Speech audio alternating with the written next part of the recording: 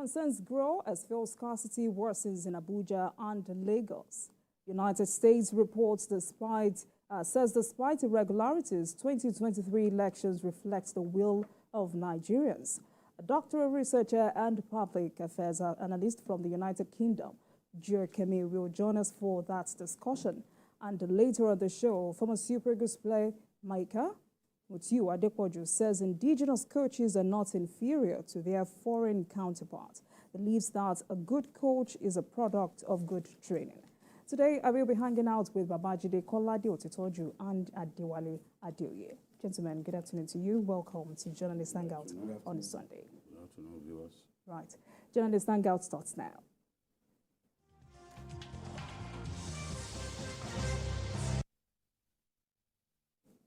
Thank you for staying with us. Now let's begin with the issue of bullying, which is becoming a recurring decimal in Nigerian schools. Another student of Lead British International School, Abuja, has reported an incident of bullying. Though the identity of the students is yet to be made public, it was reported that the student has engaged the services of a lawyer. Recall that the media space was thrown into a frenzy when a video of a female student of the school who was being bullied by her co-students surfaced.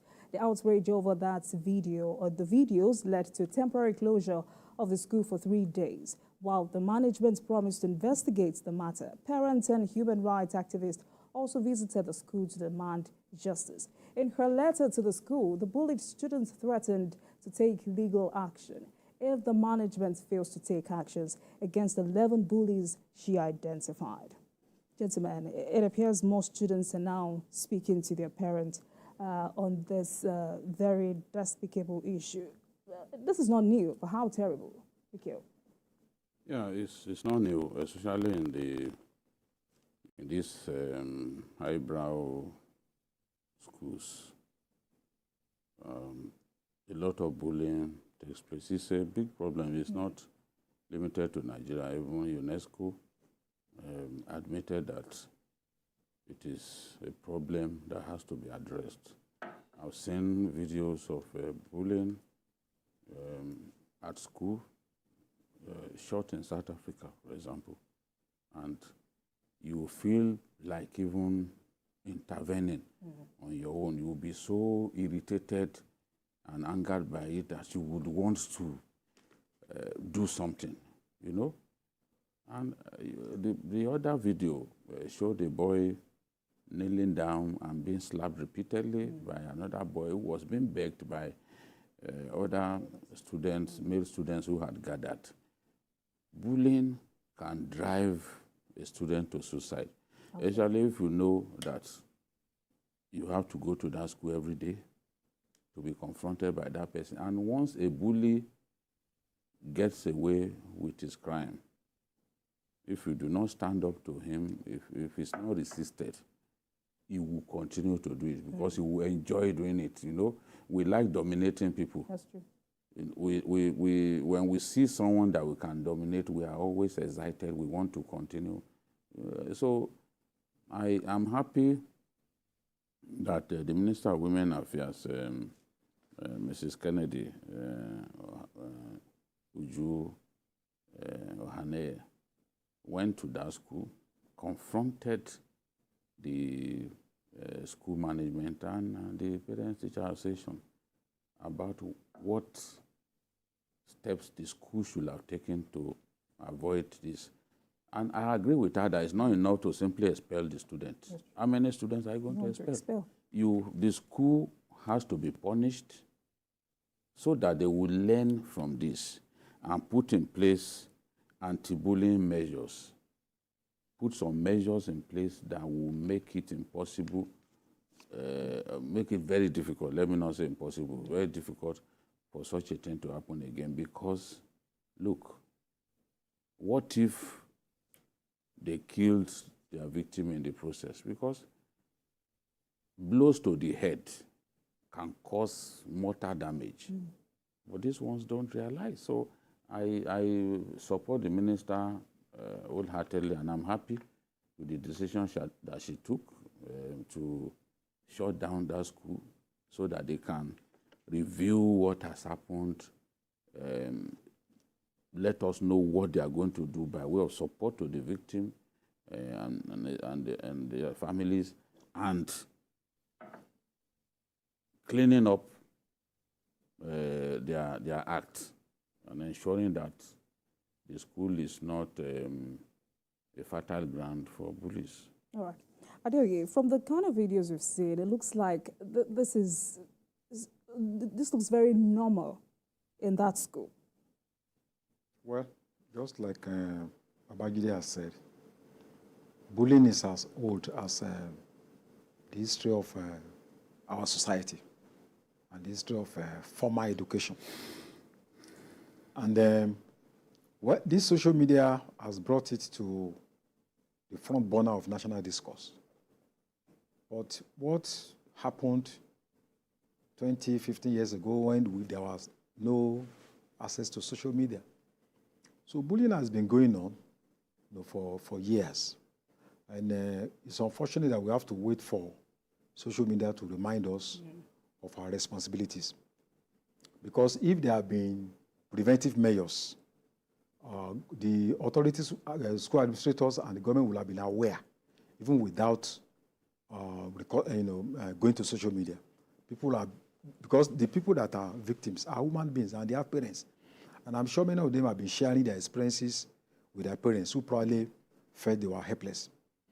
Bullying is a very terrible thing because the psychological makeup of children is very tender. If you insult a child, call a child names, the child can begin to withdraw. And that can affect his career in terms of self-confidence, in terms of, in terms of even his academic performance. And most people who bully, it's not usually, it's not class neutral. You have people who are from rich homes. You also have people who are from poor homes. Most of the time, it could be as a result of family background. Children of parents who are drunks, children of parents who don't have time to give true care. The father and mother, they go to work before 6 a.m. and come back 7 p.m. So the children are left to be trained by what they watch on TV, violence, this, that, and what they see on their phone. So it could also be a result of, deficiency on the part of the child. If the child is overweight and he thinks he can just bully everybody, that is, And the sources of bullying could be religion. If the majority of people in that particular school don't belong to in a particular religion, maybe there are students who belong to other religions. It could be race. It could be due to your height. If you are too short, people can start bullying you. If you are too tall, if you are too fat, So, and it's a form of mental violence, physical and mental violence, because you are depressing. The child will develop lack of attitude to learning. Anytime the child is going to school, there's a kind of anxiety, that's building up, on the mind of the child. And that is why most countries take this very seriously, Take for instance, the United States. In 1999, Georgia was the first state to start anti-bullying laws. And they call it No Child Left Behind Act. And I think New Jersey is the last one to implement, all the 50 states in the U.S. And what they do in New Jersey, for instance, is that they have a kind of report. Every school must report incidents of bullying every month. And then they grade the schools based on act of bullying. So it's taken very seriously. And sometimes in the U.S., they can transfer the child separate that child from that school, take that child to another, so that the victim at least will be denied, the torture of seeing the bullying all the time. I went to Yale University years back to see a friend who was a lecturer. So he had a stepson, was just about 12 years old, and he was brought in from Nigeria. And when he got to that school, the secondary school, he used the word "go and die" to a fellow. They set up a committee, and the child was suspended for 2 weeks. But in Nigeria, these are normal things. Are you advocating for an anti-bullying law in Nigeria? I think Lagos has something similar. You know, one thing is to have, because we are always talking of law, but what about enforcement? That's true. In Lagos, for instance, it's wrong for you to use cane. But go around all our public schools, you will see that teachers are still using cane. So we need to do a kind of auditing of our public and private schools. And the Ministry of Education should live up to its responsibilities. They should take this thing and need to work with the police and also the civil society, so that every school, people can get to know what is going on there. Because children have died, you know, in so many instances. So to prevent this from happening, we need to take it serious at the state and national level. All right, thank you so much, Adeoye. Let's move on to our next story. Like a hydra-headed monster, fuel scarcity has raised its ugly head again in the country, despite reforms to sanitize the oil and gas sector following reports of scarcity of premium motor spirit, popularly called petrol, in many parts of the country. Fuel queues began to resurface in cities like Lagos and Abuja, leaving many motorists wondering what could be wrong. The Nigerian National Petroleum Company Limited, NNPCL, blamed supply issues as responsible for the queues, urging customers to exercise patience. But despite a meeting between oil marketers and retail subsidiary of NNPCL regarding this issue, the fuel scarcity worsens, making the fuel outlets with petrol to hike their pump prices between 690 naira to 710 naira per litre in Abuja. BQ, we're back here again. You know, a lot of issues in the oil sector are treated like cult-related issues. The way the NNPC has been run over the years, you cannot say there is transparency. There was no transparency in the quantity of fuel that we consumed on a given day. There was no transparency about subsidy, the kind of money being set aside as subsidy payments. So even now, what the NNPC is simply saying is, oh, this supply tightness that we are witnessing is based on logistic issues which have been resolved. Now, if you resolve those logistic issues, why do we still have fuel queues all over the place and even outlets, filling stations completely short? I was coming from Ibadan. Yesterday we attended the funeral of my friend's mother. My car was on quarter tank, and that particular car is very notorious for fuel consumption. I was worried. I knew that I had to get fuel. So I thought that along that Lagos-Ibadan corridor, that I'll be able to find at least one filling station where even if there was a queue, I would just drive in and wait for my turn to buy fuel. There was not one filling station selling fuel from Ibadan all the way to Lagos. When I got to somewhere, the boundary between Lagos and Ogun State, I saw a filling station where people gathered, but they were not selling. They were not selling. It was after I got into Lagos that I now got fuel. There is a big problem that the NNPC has to resolve with depot owners and independent marketers. They are saying that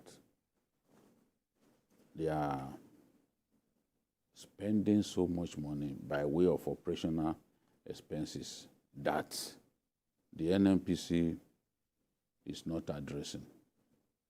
I know a filling station owner, for example, who received consignment at 666 naira. So how much do you expect him to sell? At what rate do you expect him to sell? In my area, about 3 days ago, the only filling station that was selling fuel sold at 690 per liter. We are just making our people to suffer for nothing. How will inflation not worsen? Already in Abuja and Lagos, because of this fuel scarcity, transport costs went up. Transport costs are big enablers of inflation because people have to move from place to place. They have to try to make ends meet. They are not going to sit down in their homes. They have to move around, and transport costs have risen. So if you cannot address this problem, you are telling us that, oh, these are logistic issues that have been addressed. If they've been addressed, we have to see greater supply. We have to see filling stations open. Today, a few major marketers, yes. But we all know that independent marketers are far more than major marketers. In fact, in a lot of the communities outside Lagos, for example, there are very few major marketers. The whole landscape is dominated by independent marketers, Ipman. And a lot of them buy from depot owners and from even major marketers. So if major marketers don't have, you then don't expect that the independent marketers will have supply. So how do we address the fact? Because the NNPC also said, no, we are not increasing fuel price. They said, no, we are not increasing fuel price. But we are seeing people who have already increased the pump price or PMS. Yes, which is, we know that subsidy is gone. We know that we have the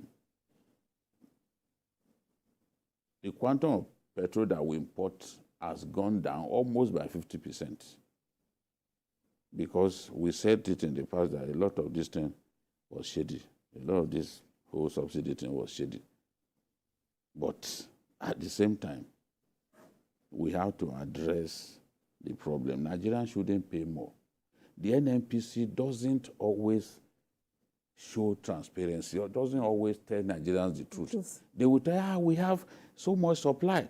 But there is suspicion that because the NNPC knows that by the middle of the year, for example, it may not need to import PMS anymore because Dangote by June will have begun refining crude oil to give us PMS.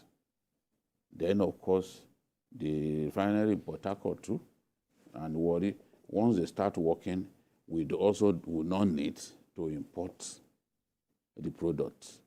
Could this now have prompted the NNPC to reduce the quantity of imported petrol that they are bringing into the country, knowing that within 2 months, they will not need to import anymore? Have they kind of rolled back? Is that the reason for this scarcity? Because they will not tell you the truth. It's unfortunate. So, but people within the sector suspect that at this time, and it also makes sense, let's not kid ourselves that if you know that by June, Dangote will start refining crude to give us petrol, why would you want to bring in so much? Maybe that is why we are experiencing this tightness in supply. But you can't just dismiss what Nigerians are going through with English. Need to know this. Yes, but that is a sector where there is no transparency. They are not, they are the ones, they run that sector like a cult. You will not know what is going on. That is the thing. Remember when we had scarcity some years back, and Ibe Kachiku was saying, no, there is no decline in supply, this and that. And then the secretary of MOMAN, that's major marketers, during the public hearing said, come on, the document that I have here showed that from the month of so till today, supply has tapered down. Why are you telling Nigerians that there's enough petrol in the market, this and that. Supply had tapered down. If not for the moment guys, Nigerians will not have, because they kept telling us there's enough in the market, we have enough to last more than 30 days, this and the man said, come, you supply us. And we then said to Nigerians, from the month of so down to this, supply has tapered down. That means that what you are supplying had reduced drastically. So that was the reason for the scarcity. I think it was 2017. Serious scarcity that lasted months. But they were not telling us the truth. They spend money on subsidy. They will call it under recovery. They created all kinds of names to call subsidy. You are spending money on subsidy, money that was not even appropriated for subsidy. You will go and net it off from crude oil sales.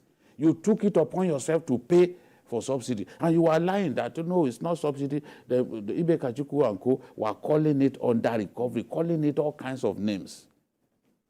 So, honestly, what is going on now, you cannot say with finality that this is what, because what the issue is. What they've told us is simply, supply issues, we're addressing the logistic issues.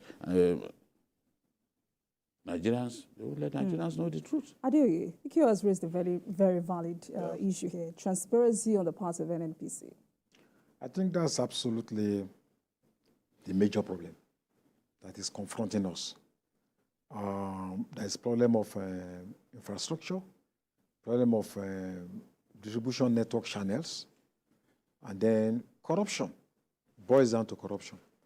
Because at this level, we are not supposed to be experiencing fuel scarcity, something we have been crying about since the past 30 years. Christmas time, Easter, when they know people must travel, then you just see these artificial problems just because some people want to make extra money. This is an artificial problem created by a very strong cartel that feeds on the crisis in the oil sector. And they have the power to, to either unlock or lock the oil, economy the way they want, depending on their own interests. And that's why I think that when we are looking at all these things, the impact on commodities, price of commodities, for instance, if you are now buying for there's no official increase. But where there is scarcity, automatically it will lead to increase in certain areas. So if you are now buying 700, 710, and you are transporting tomatoes from Sokoto, and you are paying almost maybe 50% increase, in your fuel, automatically you are not going to sell the price of the tomatoes from the north. When you get to my 12, the price will change. So it's going to have a lot of chain impact on the economy. That's why we need to do something fast. And I think that in addressing this problem, we need to look at short-term solutions, medium-term solutions, and long-term solutions. For me, the long-term solution, we need to be thinking of building strategic oil reserves in some of the regions. For instance, for the whole of Southeast or the whole of Northwest, they should have a reserve that can take them for at least 3 to 5 months, so that in the period of scarcity, they can rely on this reserve before it gets out of hand. I know there are some oil depots all around. There's one in Nore and all, but a place like Lagos, for instance, with the economy, with the huge economy, needs to have a strategic oil reserve, so that in case there is a major crisis for the next 6 months, that there will be no break in the channel of distribution of fuel. So, and then when we are talking about the other long term, we need to fix our refineries. Egypt, for instance, has 12 refineries. The Nigerian population is far, far more than that of Egypt. South Africa has 6 refineries. So we cannot depend solely on Dangote refinery. We need to ensure that the one in Kaduna, the one in Warri, the one in Port Harcourt are fixed. And I'm happy that the good news is that we are getting fillers, that at least the one in Port Harcourt and Warri, will be fixed very soon.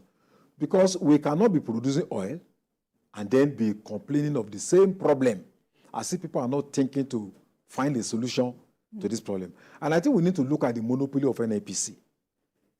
Absolute power corrupts, absolutely.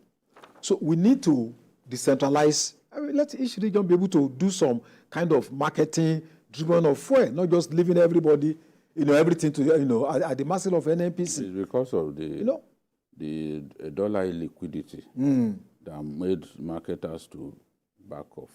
Because initially, in fact, they made a lot of issues out of bringing in petrol.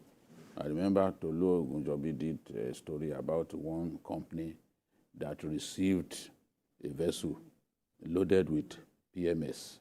But today, the moment we had that volatility in the forex markets, they all stopped. Yeah. Because you don't know, maybe you got money from a bank, for example, at 750 naira to $1. Suddenly, it went to 1,900. Nobody can deal with that situation. That was why they all withdrew. They encouraged them to come in. They came in early in this administration, but they withdrew once the naira hit the dollar hit the roof. They withdrew. Where are they going to find the money? Most times they go to black market, and the rate is killing. Yes, so that's why NNPC has reverted to sole importation, as they became once again sole importer of PMS. And whatever they tell us, if they tell us they have supply to last 30 days, we will believe because we don't have the information. And they are happy to deceive Nigerians. I don't know what they gain simply lying to us. All right, gentlemen, let's move on to our next story. Rising prices of goods and services in Nigeria due to galloping inflation means that workers are banking on a pay rise as a way out of the resulting economic hardship. As workers are getting ready for the May Day celebration, they have high expectations on a new national minimum wage. But organized labor is also asking the government to stabilize the naira, make the economy attractive to foreign investors and friendly to small businesses, as well as improve the living conditions of citizens. Nigerians watch with keen interest outcome of that of the negotiations between labor and the government on the new minimum wage in the coming days. Adeoye, let me kick off with you. Well, May Day is coming. That should be next week. And Wednesday. yes, traditionally we expect labor to come up with basic demands. And from the statements we read this week, we can draw conclusions that labor will be talking about more jobs, dealing with poverty, inflation, resolving the economic situation to make it favorable to workers. And of course, the Nigerian Labour Congress is the largest labor force in the country. So it's a force to be reckoned with, and one of the oldest. So the NSC and the TVC, they are very formidable institutions. And we should also recall that in January, there was the National Minimum Wage Committee, which was inaugurated by the Vice President. And I think it brought in 37 member committee, brought in a lot of people from labor, from other sector, corporate institutions, and to talk about a new minimum wage, because the law says that every 5 years, you need to, the labor law, review the minimum wage. So it's most likely we may be having demands, basically for increment in workers' salaries. However, I think now we have 30,000 naira. I've read some of the snippets from the recommendations made by NLC. At the risk of being immodest, I think some of those recommendations are not realistic. In the first place, the NLC and TUC are not on the same page. Yes. And I think the NLC that we know, you will sit down and look at the figures. You get accountant, experts. If we pay so amount, what will be the implication for the economy? And in reality, can we afford, the country afford this particular minimum wage? So it has to be within the context of the dynamics of Nigerian GDP, income, and expenditure. So, but I've read about the demands that, with a lot of variables, that Southwest should pay 794,000 naira, South 850,000 naira, North Central 709,000, Then TVC is talking, TUC is talking about 447,000 naira. For me, I agree that there should be increment, but I don't think these figures will be easy to negotiate with either the state or the federal government. Because even when you look at what happened in the past, from 18,000 to 30,000 naira, a marginal increase of about maybe 66% or thereabout. So if the minimum wage is 30,000 now, if we are talking about 100% increase, which I don't think will happen, that can only give you 60,000 naira. So the demand for 709,000 naira, I think we also need to look at the implication on the economy itself. You remember what happened, I think, in 1973, the Udoji Award, and the implication on the economy. If you start paying excessively what you cannot afford, more people will lose their jobs, and there will be spiraling, in fact, inflation, that people will put up so many prices that people, Nigerians will find it very difficult to contend with. So I think Labour needs to work with government to look at a figure that is realistic, that is meaningful, that is affordable, even in the context of our complaints that the governments, the state governments and federal government flamboyant, reckless in spending. But even then, you have to look at what is the GDP of the country, what is the income, what is the expenditure, so that the states can pay what they can afford.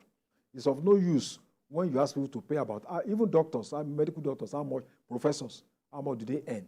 So if you want minimum wage of 700,000 naira, I think it is far from being realistic. Right. I hope that we'll all sit down together in the spirit of national interest to agree on a minimum wage that is realistic, that is meaningful, and is accessible to all of us. All right. Mikhail, first, it's sad to see that TUC and NLC are not on the same page. TUC is now saying that the announcements Nigerians are waiting for may not come. And yes, I think that those who felt that there will be a new minimum wage announced on May 29 by the president, I think they are being extremely optimistic, because this kind of negotiations take a long time. If within the Labour family, they are even struggling to agree on a figure, how do you expect the tripartite committee to get everyone singing from the same hymn book within so short a time? The committee was not set up on time, and progress has been really slow. TUC earlier quoted the sum of 447,000 as the new minimum wage, but Osifo, the president of TUC, is now saying that it has harmonized that figure with the NSC, and that their current figure now stands at 615,000 naira. So which means the TUC has moved away from 447,000 to 615,000. There is no way that this minimum wage can be paid, because it's too high. I can tell you today that even the 30,000 minimum wage, some states are not paying. We were here last week, we were discussing Abia, and the NLC was pleading with the Abia governor to please pay. Some states are still paying 18,000 minimum wage. They are still paying 18,000. Several years after, it got to 30,000, they refused to pay. They are still paying 18 when the minimum wage is 30. So are those states the kind of states that will now pay 615? Because when you call it minimum wage, it is backed by law.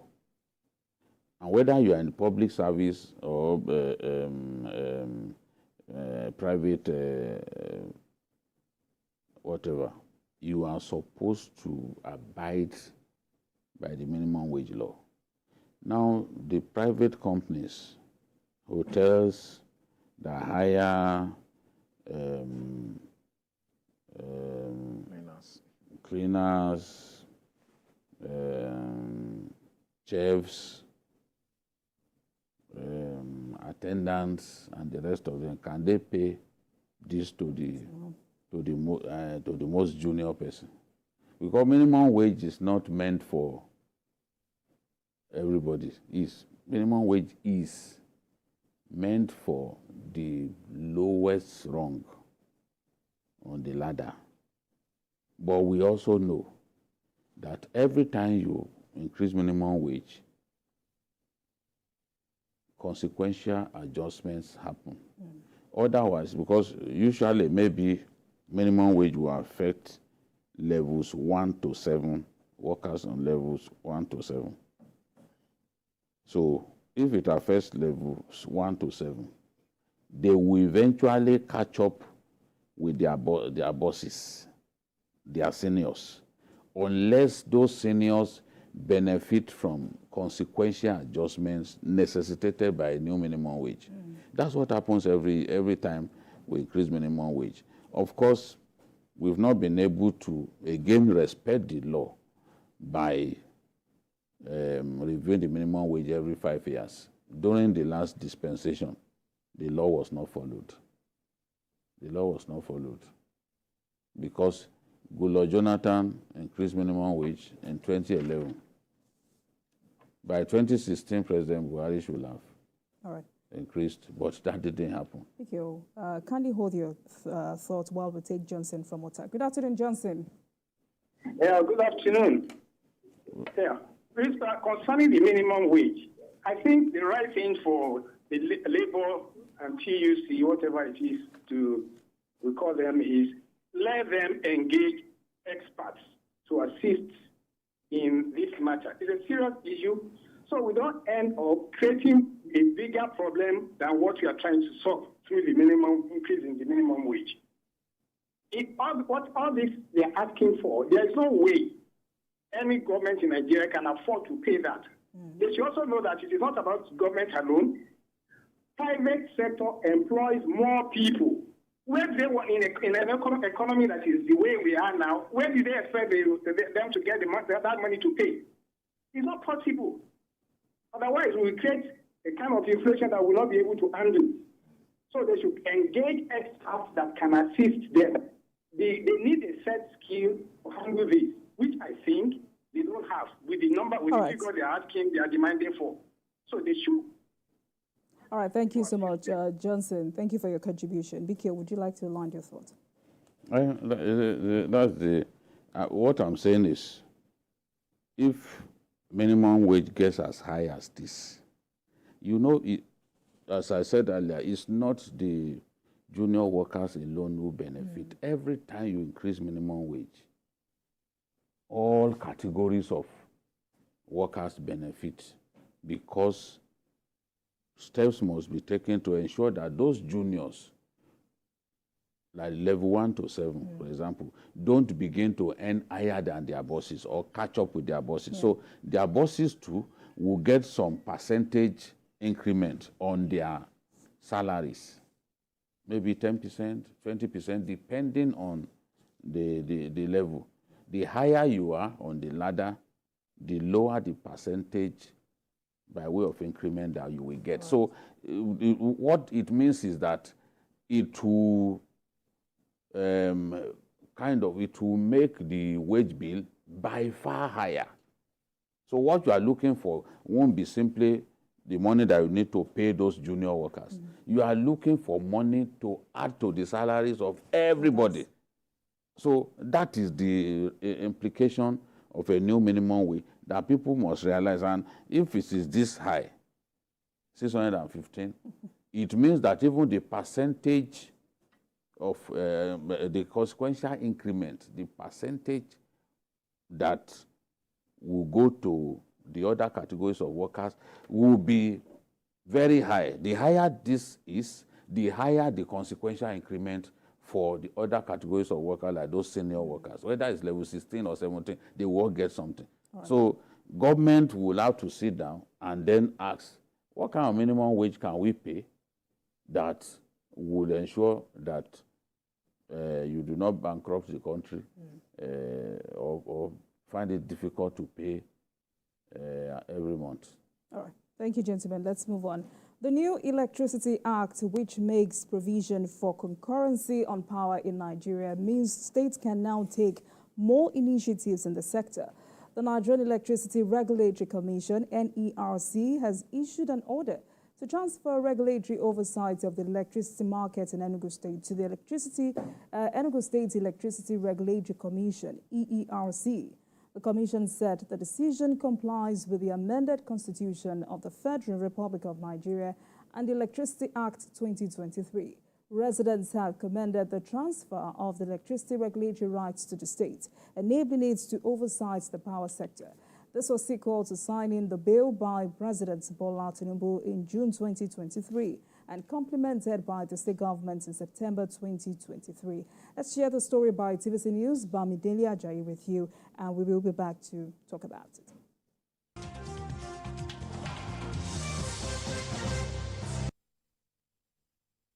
On 15th of September 2023, Enugu State Governor Peter Mbah signed into law the State Electricity Bill, described it as a major step towards making the state the prime destination for investment, trade, and tourism. Electricity is now under the concurrent list, and that has created enormous opportunity for the states to be able to create their own electricity market. Enugu State has spent no time in making sure we create our own electricity market, and that is the import of this law. This will now enable us to play in all the value chain of the electricity industry. 7 months after the enactment, the Nigeria Electricity Regulatory Commission, NERC, announced the transfer of the regulatory oversight of the Enugu electricity market to the Enugu Electricity Regulatory Commission, effective from the 1st of May 2024. The decision to cede regulatory authority to the EERC may be seen as a response to the recent amendment of the Constitution, which removed the power sector from the exclusive legislative list, permitting the decentralization of power generation, transmission, and distribution to federating units. The state government is now responsible for supporting and implementing tariff-related policies, ensuring that electricity pricing is both fair and attuned with the specific needs of the state residents, a development that is commended by the state residents. What I see is that Enugu is going to leverage on all of its potentials, whether you talk about abundant sunshine or talk about the coal and its capacity to generate, and most importantly, like now it's decentralized. You don't have it's not going to be like what we call like tragedy of the commons, where you have like the federal government trying to like take up the blames for almost in every area. Now it's no longer on the exclusive list, but then federating units can now play a key role towards securing a more powerful nation. More players will come in to generate power, you understand? And then it will be at, the problem with monopoly, when it is only you that is, the kind of treating people with levity, no commitment, exploitation of the people, you understand? But there will be no such things anymore, you understand? Because more people, the electricity market has been liberalized, so more people can come in and play there. When there is competition, you find out that the consumers will get the best. The State Electricity Regulatory Commission will now assume the responsibility for overseeing the electricity market in Enugu State. Under the new legal framework established by the Electricity Act 2023, states now have the authority to manage and regulate their electricity markets. Under the new legal framework established by the Electricity Act 2023, states now have authority to manage and regulate their electricity markets. Bamidele Ajayi, TVC News Enugu.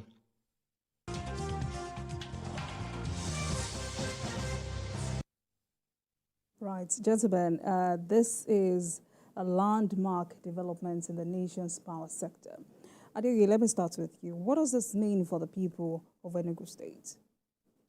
I think it's a milestone. We started a long time ago, that a lot of people have been calling for decentralization of the Nigerian political economy. Because we are not running a communist state where there's monopoly of power in terms of how you run the economy. Nigeria is a capitalist state, and it is antithetical to have monopoly in the economy in a capitalist country. But because we had fascist regimes, military regime for 27 years, nobody could challenge that hegemony. But since 1999, there has been that demand. Unfortunately, that was not done until President Buhari came to power. And I think it's a milestone, not just for the people of Enugu, but for Nigeria as a whole.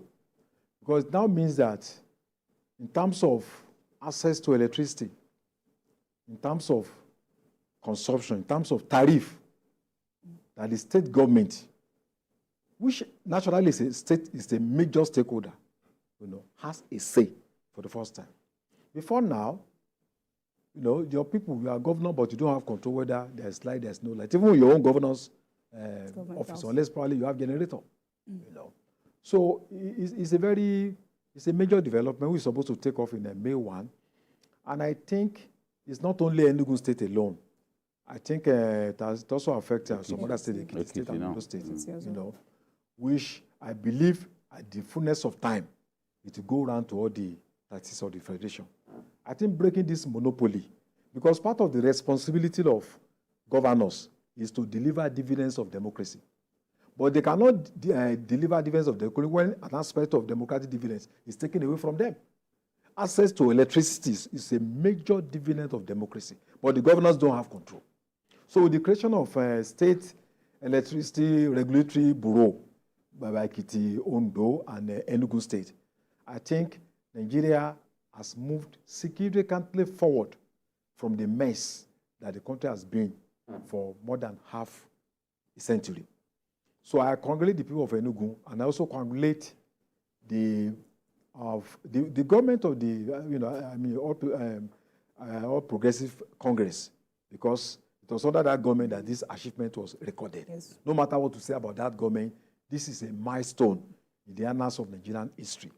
And I believe the other 30 states will take a clue from Ekiti, Ondo, and Enugu so that they can establish.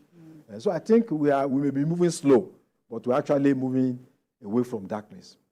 All right, Bikio, let me have you. Yes, in fact, I was reading about the Nigerian Governors Forum congratulating the governor of Ekiti State on the transfer of electricity regulatory oversight by the Nigerian Electricity Regulatory Commission to the Ekiti State Electricity Regulatory Bureau.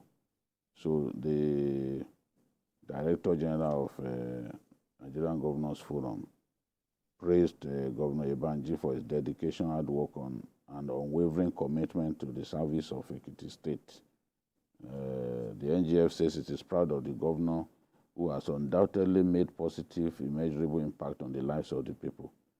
And they are saying that the governor has a way of doing great things that will have an impact on the people. So let me just quote him saying, on behalf of the Nigerian Governors Forum Secretariat, we congratulate you on the signing of the order of transfer of regulatory oversight of the electricity market in Ekiti State. This is a significant milestone in your term as governor of Ekiti State. It is also a worthy achievement in the life of the new Electricity Act 2023. The president took a very good decision at the time when he decided to unbundle the power sector further to enable states generate, distribute, transmit, and distribute their own electricity. There's no doubt that, yes, we are in a federation, but all the states cannot move at the same pace. Okay. A situation in which states invest on power plants, generate electricity, and they are forced to feed what has been generated into the national grid And after they fed it into the national grid, because the law does not permit you to use electricity generated in excess of 50 megawatts. Once it's up to 50 megawatts, you have to then send it into the national grid. But you look at a state like Lagos, you look at a state like Kano, because Kano is similar to Lagos in many ways. You look at Abuja, these are states where tremendous economic activities are happening. And you cannot have economic progress when you cannot generate electricity. Enugu State is lucky because it has coal in ample quantity. South Africa generates in excess of 50,000 megawatts, largely from coal.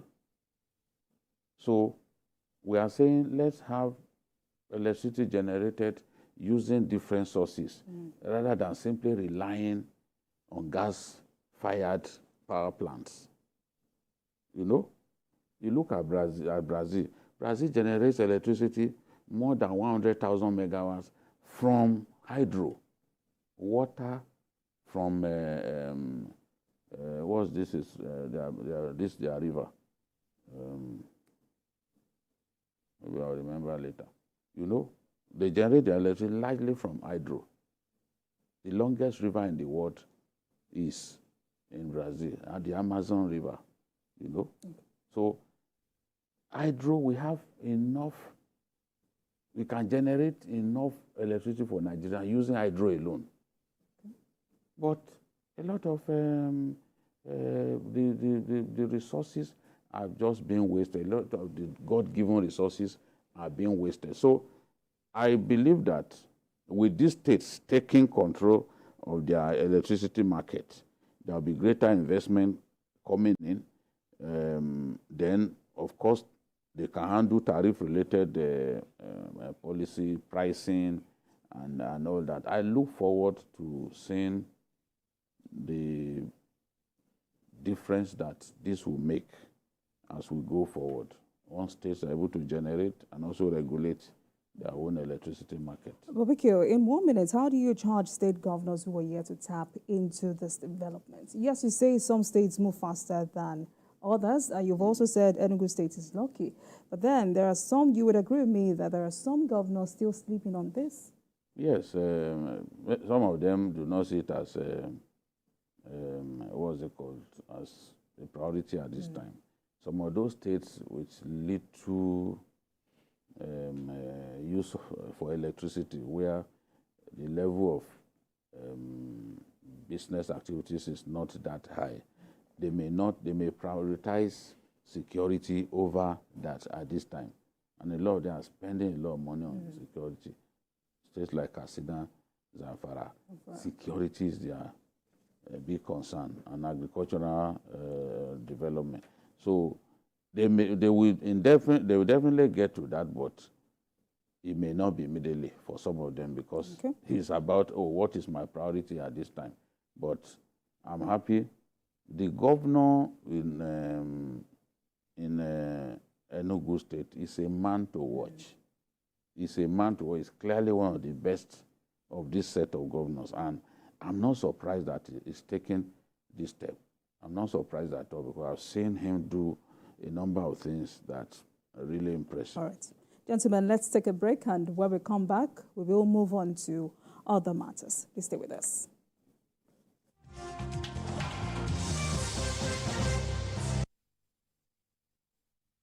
I actually came to pay the money for the recruitment consultancy you did for my company. Beautiful. I took 2 million. Hey, just hold on. I now collect dollars. What? Yes. I don't understand what's happening to Naira these days. So it's going to be 2 million times today's exchange rate. Doctor, wait. Doctor, wait. Don't tell me you are one of those people who directly put pressure on the Naira and make it lose its value. You want to dollarize our economy, and yet you pretend as if you don't know what is happening to the Naira. I've told you about how you abuse the Naira by spraying and stamping on it during your occasions. You deface and to abuse the naira as if it's not our national asset. How take it easy? How? I will not take it easy. And neither will the Economic and Financial Crimes Commission Task Force on Currency Abuse and Forex Malpractice. Take it easy with you. They are coming for you. Desist from economic sabotage, or you will face the wrath. Welcome back, everyone. This is Journalist Hangout on Sunday, and I've been hanging out with Babajide Kolade Otitoju and Adewale Adeoye. Now let's go to Kogi State. In the face of mounting security challenges, the Kogi State government is intensifying efforts to rein in activities of criminals. In this regard, Governor Usman Ododo has donated 120 vehicles and 44 motorcycles to the state vigilante services to boost community policing initiative in all the 21 local government areas of the state. In his address, Governor Ododo said the measure will ease movement of vigilantes in the state. Let's share this story with you, and we will be right back.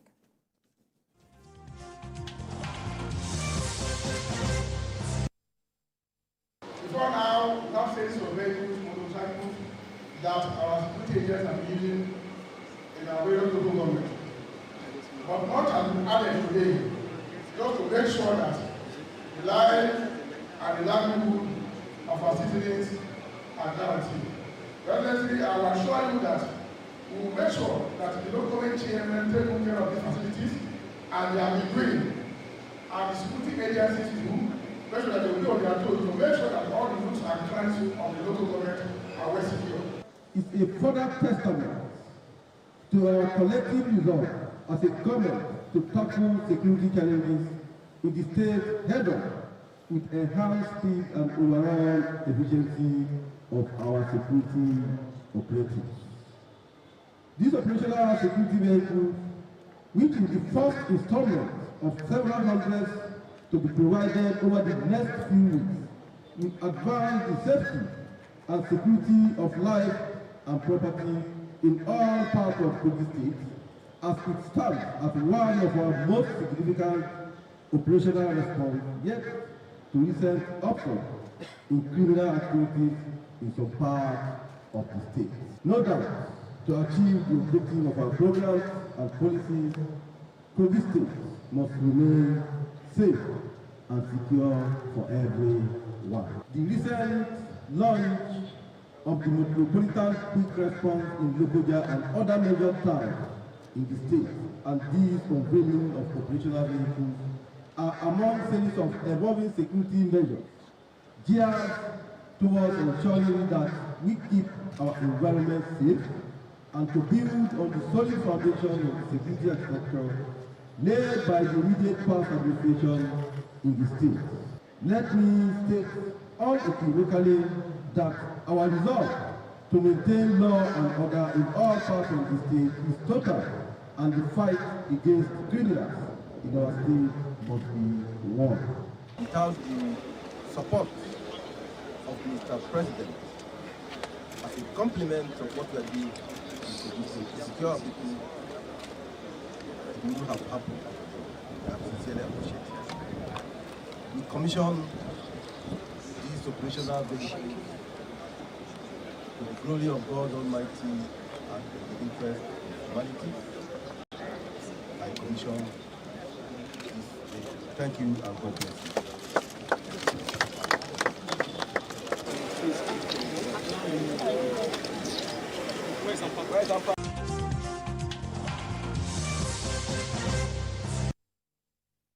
Right, Adeye, this is another effort by Governor Usman Ododo. About 3 weeks ago, he unveiled a special squad. But how far can this go in helping these vigilante groups? Well, the governor is new on that seat. And I think he has taken a very bold and decisive steps. If you look at these vehicles, and then the motorcycles, they cost a lot of money. Look at them. And if you look at the cost, in relation to the economy, you know that this is no joke. So I think this shows commitment to a major problem in Kogi State, which is security. And I think I'm also glad that the vehicles, the motorcycles, will be evenly distributed in 21 local governments. Each local government should be having about 5, if not more, at least 5. So I think we can only commend the governor and encourage him to do more. Like we have always said and continue to say on this forum, that Kogi is a very strategic state to Nigeria. The River Niger and the River Benue. The River Niger is about 4,180 kilometers, one of the longest rivers in Africa. So it passes through that state also with River Benue. So a lot of armed insurgents see Kogi State as a place that they think they need to have a strong hold. So I'm happy that the governor seems to have the foresight to build on his predecessor on an effective security system that will not just be of advantage to the people of Kogi State, but will also deter the incursion of armed insurgents from the north central to the southern part of the country and to the south and to the southwest of the country. Because that river discharges to Atlantic Ocean, which passes through Kogi State. So I'm glad about what, and I also understand they're also looking at little naval patrols on the River Niger. So if governors can take security very seriously, it will go a long way in leading to an improved economy and prosperity of the people. And it also raises the fundamental issue of state policing. We deceive ourselves that, federal government, should be in charge of police, and federal government is in charge of police. But who are the people really funding police? How can you continuously fund an institution that you don't have control on it? If you know what Lagos is investing, in a police, training, equipment, just like what Kogi has done. So I wonder how long we continue to deceive ourselves. It is time for us to decentralize. The people that can actually fund the police effectively are the state police. People have been, state governors. So I think it's a pointer to the fact that we need state police, just from what the governor has done in Kogi State. All right, then. Thank you, Adeoye Biko. The governor has said the safety and security of the people of Kogi State is his priority. Adeoye has talked about doing more. What must he do to secure Kogi State? Yeah, he must continue to not just equip the security outfit that he has created. He must continue to support the police and the army, because Kogi is targeted because of its central nature. It's targeted by headsmen, by bandits, by terrorists. In fact, one of the factions of Boko Haram, the Ansaru, are believed to have a camp within Kogi State. And we all know that the border between Nasarawa and Kogi State, the border between the FCT and Kogi State around Abaji, there are a lot of terrorists and bandits in those areas. So he knows that when he's able to secure the people, his stock will rise as a governor. People respect governors who do well in security. Yabelo did well in the area of security. He is trying to toe that line because he was also part of the design of the security architecture of the Yabelo administration. So he knows what to do, and he's quietly doing those things, including even the welfare of workers and pensioners. People are beginning to see changes now, So I believe that things will get better security-wise, especially along the border with Ekiti State, the border with Ondo State, and Kwara. All right, gentlemen, thank you. There is no hiding place for about 4,000 fleeing inmates who escaped from custodial centers across Nigeria. The Nigeria Correctional Service has stepped up efforts to recapture escaped inmates of the Suleja Medium Security Custodial Center in Niger State. The Minister of Interior, Olubunmi Tunji-Ojo, said the federal government will relocate a lot of correctional centers to create better infrastructure and security. Tunji-Ojo made this pledge when he visited the Custodial Center, where 119 inmates escaped following a rainstorm that damaged the facility. The minister said it is imperative to relocate some correctional centers to a more conducive environment. I may want to start with you, Adeoye. Well, I think the recent case was caused by natural phenomenon. Sometimes nature can disrupt our plans, which we've had instances in the past that the correctional centers were invaded by armed gangs to free their members. But in this case, it's a case of natural disaster that led to the escape of the inmates, And I'm happy that the minister seems to now understand that this has raised so many issues about security of inmates and the implication of people escaping without being found. We have had no fewer than 8 instances of jailbreak, or either due to either man-made or due to artificial problems in the past few years. In this particular case now, there are so many issues that have come forward again. First of all is the fact that most of the correctional centers we have in the country, I think there are about 240 of them, they are overcrowded. This particular one in Suleja was built in 1914 and was built to accommodate 250 inmates. Built in 1914 to accommodate 250 inmates. But now we have 499 inmates. So there is a problem of overcrowding, which can lead to a lot of challenges. So, and if you look at the location of this one built in Suleja, there was no place like Abuja when the place was built.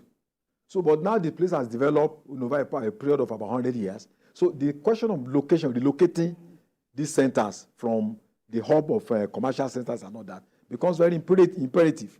So the creek that was built around 1955, that place was not as developed as it is today. So we need to think ahead. That some of these centers, when they were built, the surrounding population was not as high, because when you build these things in a place where that is overcrowded with a lot of population of human activities, the possibility of escape is easy. So there is the need to relocate them, and also to ensure that we build more correctional centers to accommodate the 77,000 inmates that we have. And also the judicial system has to be reformed, because most of these people are awaiting trial out of the 77,000 that we have in the country. That's why we have a lot of people, a lot of centers that are overcrowded. And as we speak, many of these inmates are yet to be captured. Many of them are still roaming the streets. So in terms of data collection, so that we can trace them easily, I think it's a problem that the government needs to address quickly. Okay, this is not the first time we'll be talking about the physical conditions of prison facilities in Nigeria. But when issues like this happen, we act brand new. Yes, where prisons have exceeded, in some cases, exceeded their capacity by more than 50%. When we have this kind of situation, it will be difficult to stop them. And since this incident happened, the correctional services have not released a single picture of one of the inmates. How do you expect people to help you locate them and hand them over to the security agencies when people don't have an idea? In other countries, the headshot of a prisoner involved in a jailbreak will be all over the internet, will be all over the media, so that people can actually help in pinpointing their locations. But that's not what we've had. And it's terrible. How do we don't even have, I'm sure we don't have a proper record of people in detention. Data collection. You know, if we don't have, then how do we bring them back? And a lot of them could be very dangerous criminals. Maybe some Boko Haram fighters are even there, or people on that road. So how do we allow such people to escape and go and mesh with the society? It's terrible. We cannot stop a disaster like this from happening, but some of those prisons are more than 80 years old. So they need to be, we need to build modern prisons. You can attack Achebe as much as you want, but one of the things that I did was to give Nigeria the most modern prison.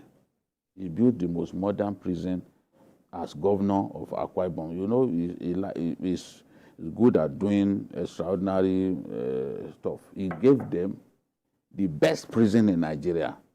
Achebe gave them, in addition to other things that he did.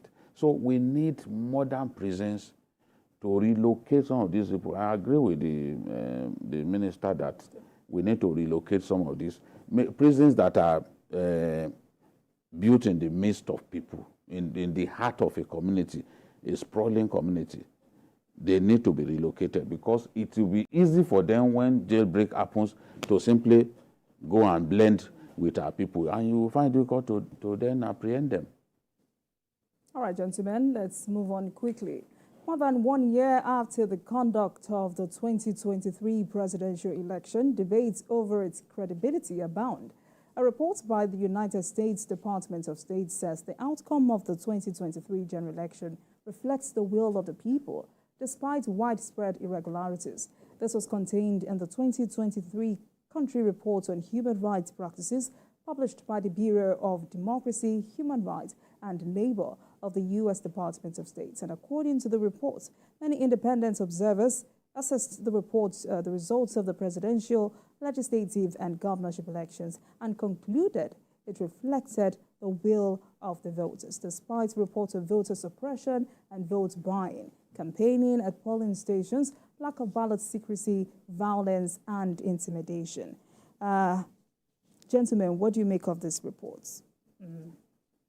Well, it's what we've always told some of the delusional people going around and claiming that the candidate who did not come close to winning was the winner of the election. We can't blame people who have chosen to be delusional, but the election, the presidential election, in my view, reflected the wish of our people. In fact, I will rate the presidential election in terms of the way, the voting pattern. I will rate it better than the governorship election. That's an election in which the sitting government, the ruling party, lost 10 of its states. Yet you still say, it was massively rigged, this and that. Okay, what if that didn't happen? What would you say? People like Malam El-Rufai couldn't retain Kaduna State for the president. In fact, PDP so beat APC in Kaduna that APC was only able to win 2 local governments. And one of the biggest supporters of President Tinubu before the election, a man who fought even for power to shift, was El-Rufai. When it became clear that the then CBN governor and others like him wanted to use the Naira redesign to make life difficult for Nigerians, to make it difficult for people to even exercise their franchise, moving around, it was El-Rufai and co. He led other governors to go to court. But he couldn't keep his state. Yobe, since 1999, had never fallen to the PDP. Yobe fell to the PDP in that last election. You know, I'm telling you, 12 states. APC lost 12 states in the presidential election. They lost Plateau. They lost Lagos. Actually, you couldn't win Lagos. That's a state that he was governor of for 8 years. And you still come and tell, massively rigged, this, that. So if the election were not to be rigged, APC lost Kebbi. As I predicted here, that the presidential election, APC would lose Kebbi and Sokoto. That was what happened. They lost those two key states. APC lost the home state of the president then, the sitting president, Katsina. The sitting president then, Buhari. APC lost it. That's to tell you that generally speaking, the presidential election reflected the wish of our people. No one will say that, there were no irregularities. We've not reached that point in our country when we have elections that are perfect, that will be, even June 12th, there were irregularities. I covered the June 12th election. I can report that even in Kano, there were irregularities. I witnessed irregularities. We've not reached that point. We've not matured up to that point that you can do an election that everybody will go to bed, convinced that people will not attempt to rig, convinced that everything will go according to plan. But at the end of the day, the desire of the people, the wish of the people has to prevail. And I can tell you, in that presidential election, the wish of the people prevailed. Yes, there was violence. There was vote suppression and all that. It happens. It happens. Even the American election, you can't say it's perfect. So I think the Americans were spot on in this assessment of our election. Generally reflected the wish of our people, but it should have been conducted in a much better atmosphere and all that. All right, Adewale, APC says it does not need an external validation, while the LP and PDP have both expressed shock at that report. Well, any external evaluation that does not reflect personal interests, aspirations of politicians, they will come out to denounce it.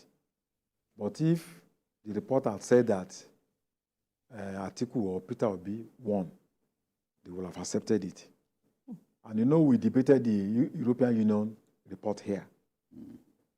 And they were excited when that yes, because they took an aspect of that report, you know. So for me, I think we need to be very realistic with ourselves. You know, Peter Obi's coming into that election was remarkable. You know, he won 11 states. And don't forget that Labour Party was not in power in any of the 36 states in Nigeria. But they still managed to win 11 states, including Lagos State, Edo, Cross River. So it was a major, it was a major victory for the Labour Party. But to have expected the Labour Party to have won the election all over the country, I think, for me, I was not under any illusion. Because there are historical factors. You know, how many people do you have in the House of Assembly? How many people do you have as polling agents? You know, over 120,000 polling units across the country. What is your network? What is your history? So, but the party made significant progress. But I think to be expecting that we would have won that election was overrated expectation. You see, the problem in this country is that there is lack of trust in what we do. And I think we need to begin to, that's why when people go to ATM, when they collect the money, they still start to count, as if ATM will give you money that is not up to what you have requested for. That election was not perfect. The US election, the last election, you see that they are still feeling the impact up to now, that they were talking about intervention from Russia. You know, Trump actually said he won that election, and Biden said no. So there is no election. Even in Sweden, Norway, they still have shortcomings. All right. You know, so I think what the US reporter said is just what we have always known. It was not a perfect election, but I think it was a reflection. All right, gentlemen. Joining us via Zoom from the United Kingdom for more discussion on this issue is a doctoral researcher and public affairs analyst, Joel Kemi. Thank you so much for joining us. Good afternoon, sir. Thank you so much for having me. Right, so let me have your first reaction to this report. Okay, the 2023 presidential election has come and gone.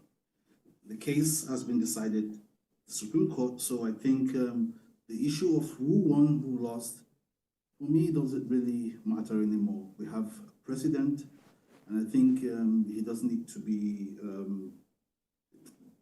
distracted from, delivering the dividends of democracy. But for me, I'll discuss the content of the reports. First, I will describe the US report as both controversial and contradicting itself.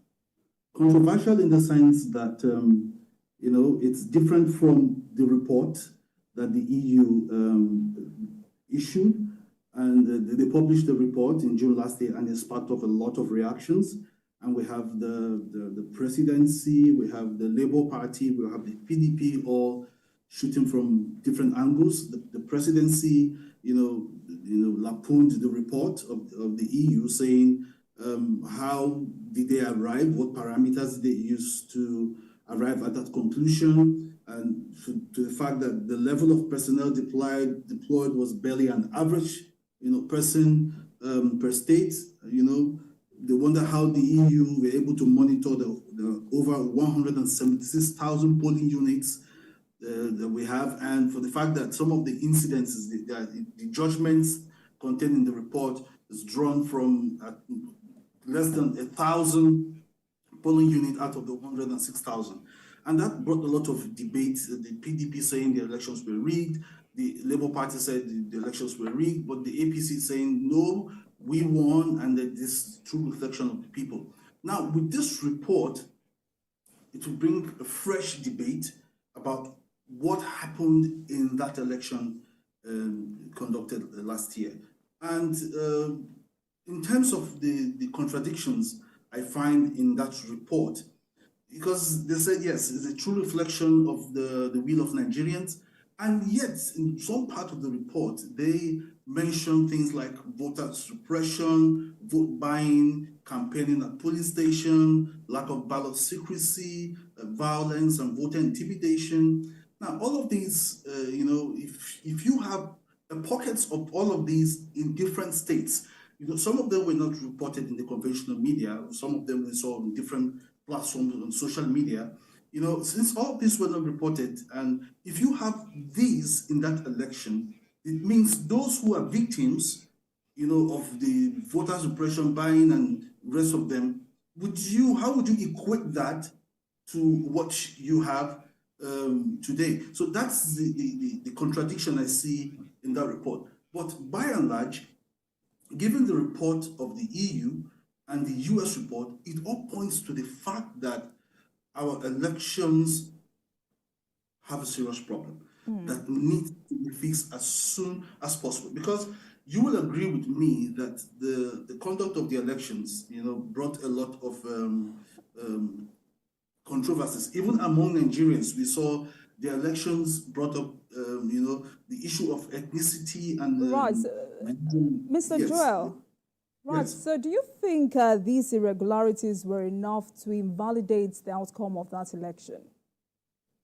Absolutely not, because the Supreme Court has given its verdict. So he who alleges must prove. So since the parties that took the APC to court were not able to prove beyond reasonable doubt that these were the things, these were the irregularities that happened and all of that, and the Supreme Court gave its judgment, there's nothing we can do about it. But the fact remains that the elections were greatly flawed.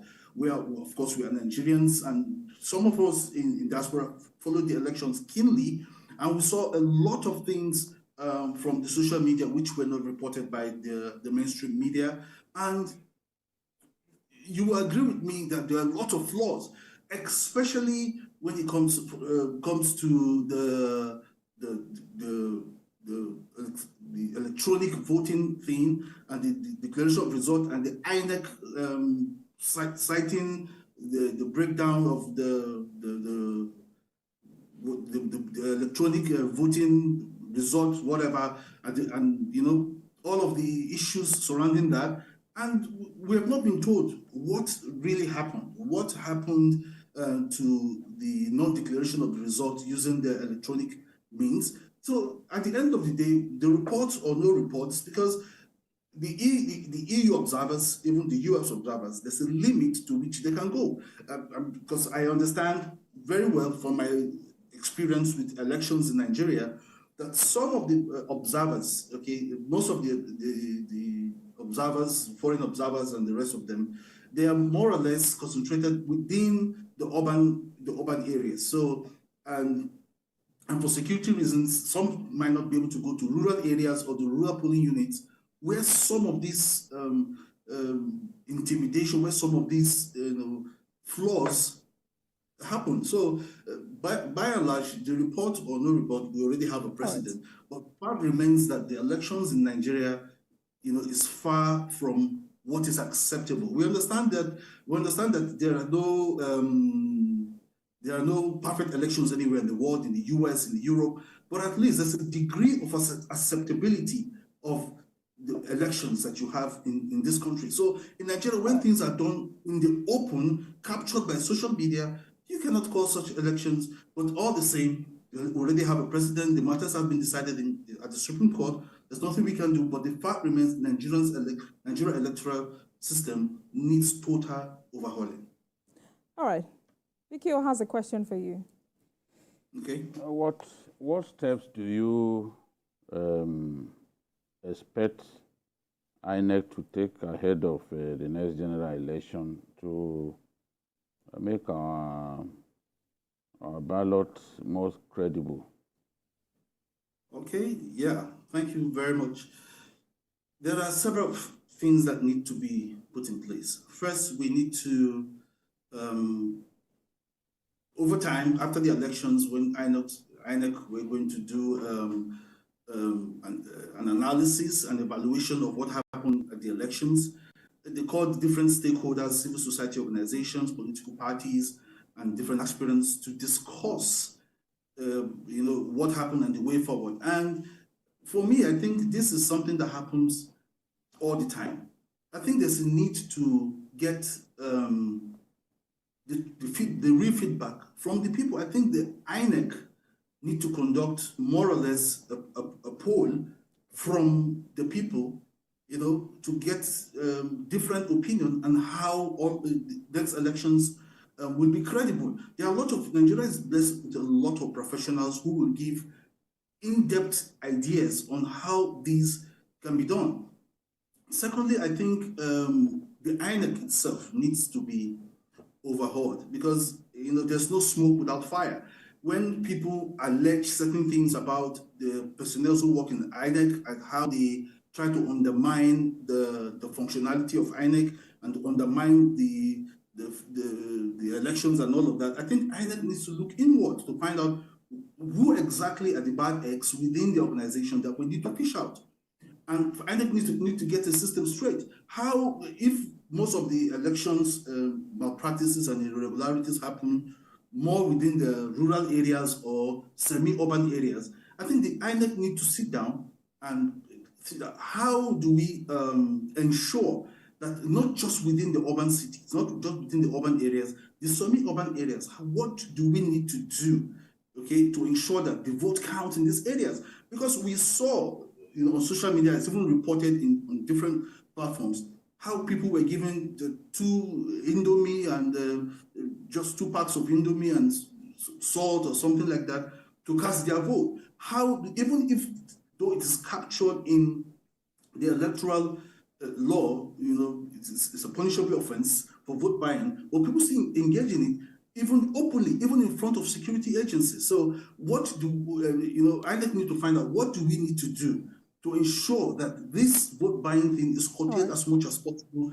especially in the rural areas? And we need to set up, this thing has been said several times, we need to set up electoral offenses tribunal or court or something like that, because where there are actions, there are no consequences. These things will always continue. People need to serve as deterrent so that subsequent elections will have, people will understand that when I break the law or when I engage in vote buying campaign at polling unit, intimidation and all of that, I will face certain consequences. So when people, are punished for these actions and these crimes, they will definitely, this will help the electoral system to get better in future.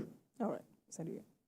Yeah, you mentioned ethnic and religious factors, sometimes influencing Nigerian elections. What did you think can be done to get out of this trap? First, we need serious national reorientation. Sometimes I ask myself, where is the National Orientation Agency? A lot needs to be done to dissuade the minds of people, especially when it comes to elections, to not to consider primordial sentiments like religion, ethnicity when it comes to voting. And since at this point something has gotten to a stage where it's almost irredeemable. What we need to do, I think we need to start from to reintroduce civic education in our schools, to tell people, to tell the generation that is coming up, to tell the children that are coming up, on the need for national unity, irrespective of religion or tribe. And I think that will help to instill some sort of national values on the children that are coming up now, so that when they grow up to reach our level, and when it comes to elections, tribe, religion, religious sentiments will not be the order of the day. We've seen how leadership has turned up in this country, especially at some states and all of that, where primordial sentiments were used to choose leaders, and then how it has turned out, how the people have become impoverished the more. So we need to, the National Orientation Agency needs to really start a massive campaign, because in the 2023 election, you and I agree the National Orientation Agency didn't do much when it comes to this aspect of the national life. Maybe they tried to tell people about not to engage in electoral violence, to go out to vote, and if you want to stay back and see, of course, all right. Very, very fantastic. But we need to start dissuading the minds of people against ethnicity and religion when it comes to issues as sensitive as elections in Nigeria. All right, then. It's been an interesting conversation with you. Thank you so much for joining us this afternoon. We've been speaking with doctoral researcher and public affairs analyst Joe Kemi. Thank you so much for your time with us on Journalist Hangout on Sunday. Thank you. Much for having me. Gentlemen, what do you make of the submission? Well, I think he raised very important, valid points, especially on the shortcomings relating to the election. There were irregularities, no doubt about that. But also when we are talking about irregularities, even bribing of voters, it happened. And not just on election day, but even prior the election, in terms of when they were having their primaries and all that. But these things should not be pinned to one particular party.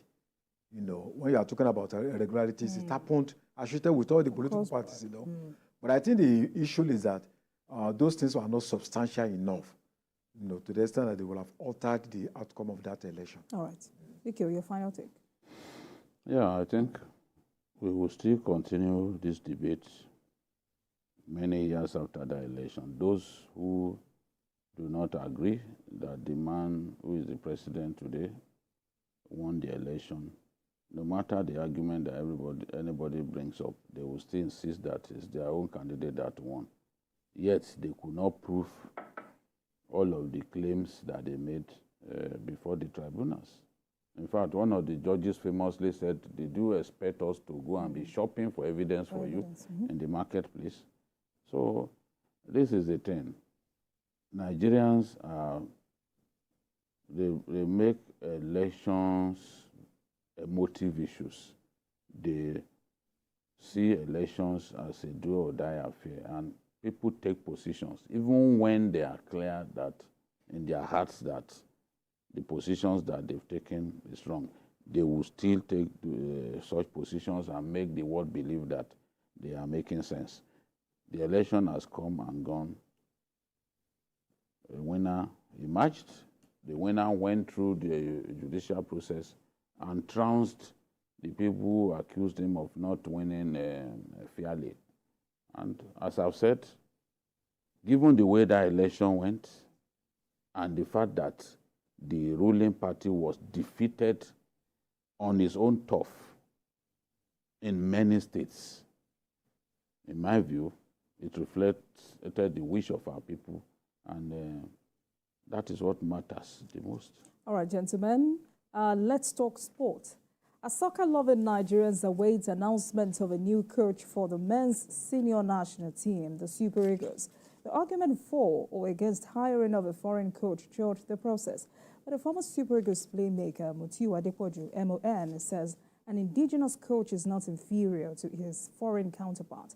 Adepoju, popularly called the headmaster, also believes that a good coach is a product of good training. He spoke exclusively with Babajide Kolade Otitoju during his recent visits to Ibadan, Oyo State. Let's share that interview with you.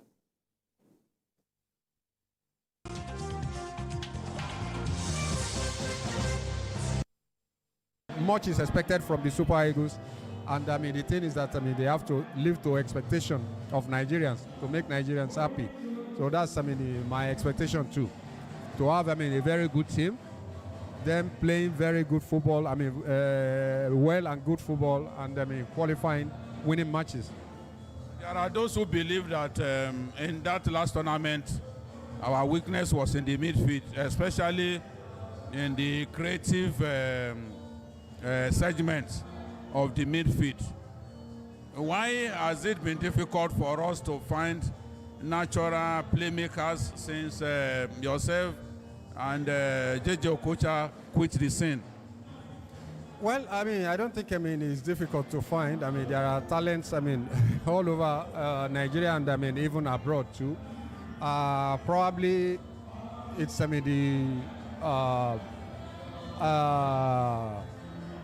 the way the football is being perceived by the coaches and the way it's being played.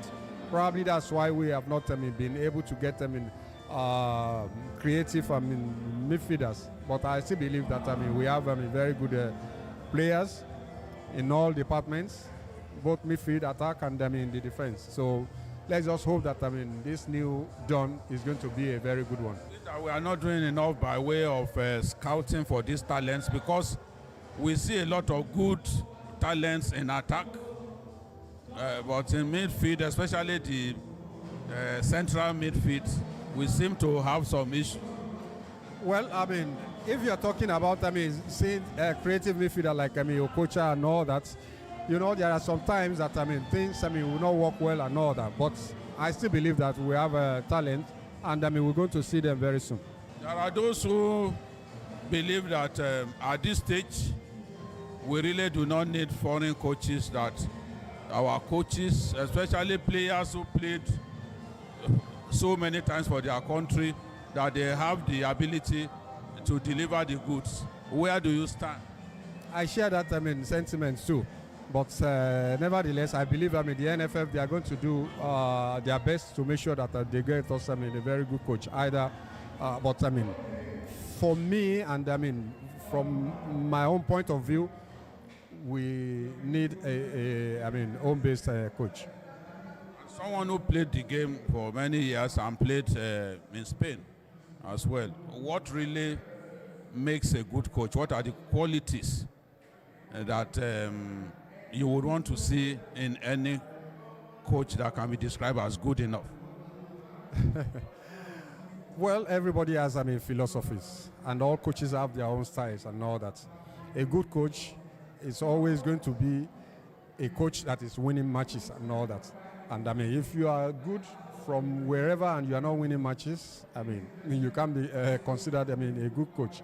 So when we get a coach that plays good football and win matches, we'll be able to say this is a good coach. Are coaches born or made, in your view? Well, it's a matter of what you can do, and how you can the players in your disposition, and how you can adapt them into your own philosophy and all that. So I believe a coach, before you can be a coach, you have to be trained. You have to have the license. And now it now depends on your ability and to impact into the players for you. And I think that answers both of the question that you. And if you remember, the German football legend Franz Beckenbauer, he was not trained as a coach, and when he was appointed, the coaches association refused to work under him as an assistant because he didn't have the coaching badge. But he took Germany to the final of the World Cup in 1986, even without being officially trained as a coach. And then he eventually won I think the World Cup 4 years later. If you are looking at that aspect, how many of that is now, and what the regulation says now, and talking about Beckenbauer, he played, and he worked under coaches, he trained and all that. The only thing that was not that he didn't have was just the license. And before you can train, you have to be trained. And I believe he would have trained under some coaches that he trained under, and he would have seen them training and all that. So I believe it's still the same thing. You have to get your license before you can train now, and you must have the knowledge. And most especially, you will see that the coaches that are performing very well nowadays are ex-players that have played in the highest level. Look at Guardiola, look at all other coaches and all that. So I believe, you have to, before you are made. I have two more questions for you. One is about your ability to score headed goals, despite not being among the biggest players. How were you able to do it? Was it just your ability to leap or good timing? Well, everything, have to be put into consideration. One should be able to leap, jump, lift above, other players, and the timing too. Because, the time of jumping, you must know when, so that you won't jump before the ball comes or after the ball comes. So everything is encompassing. Everything is in it. Would you say that your neck muscle also made a difference? It makes a difference, and the timing and knowing the position where you are at every point in time before the ball comes. And having a parabolical view of the goalpost. So that's all those things are important. Which one would you describe as your favorite goal for the national team? Either the under-20 that you played for, and the Super Eagles. If we are talking about the Super Eagles under-20, there are so many of them.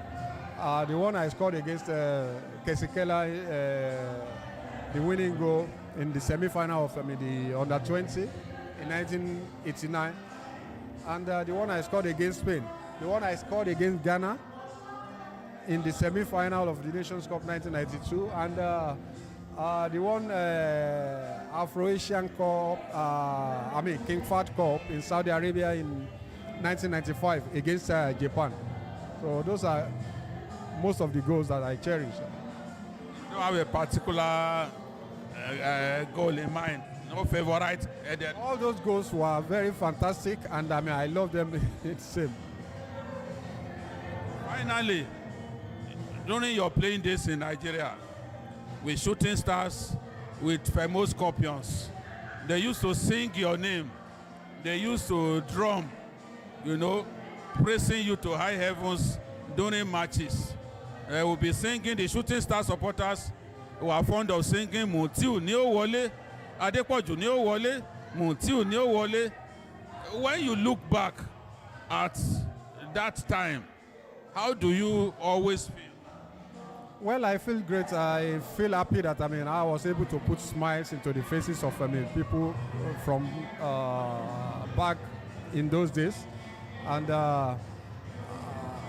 looking at it, scoring at the Liberty Stadium against First Bank, one of the goals that I still cherish against First Bank during the league, and I feel proud and happy, and God has been able to lift me up, and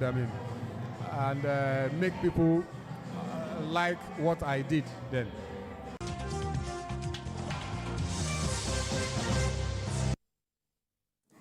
Great one there. BK was speaking with former Super Eagles player Mutiu Adepoju. Well done, BK. Yeah.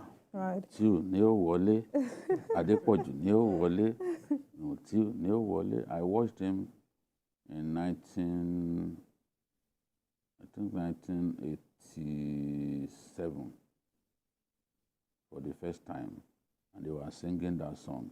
He has this ability to ghost into the 18-yard box.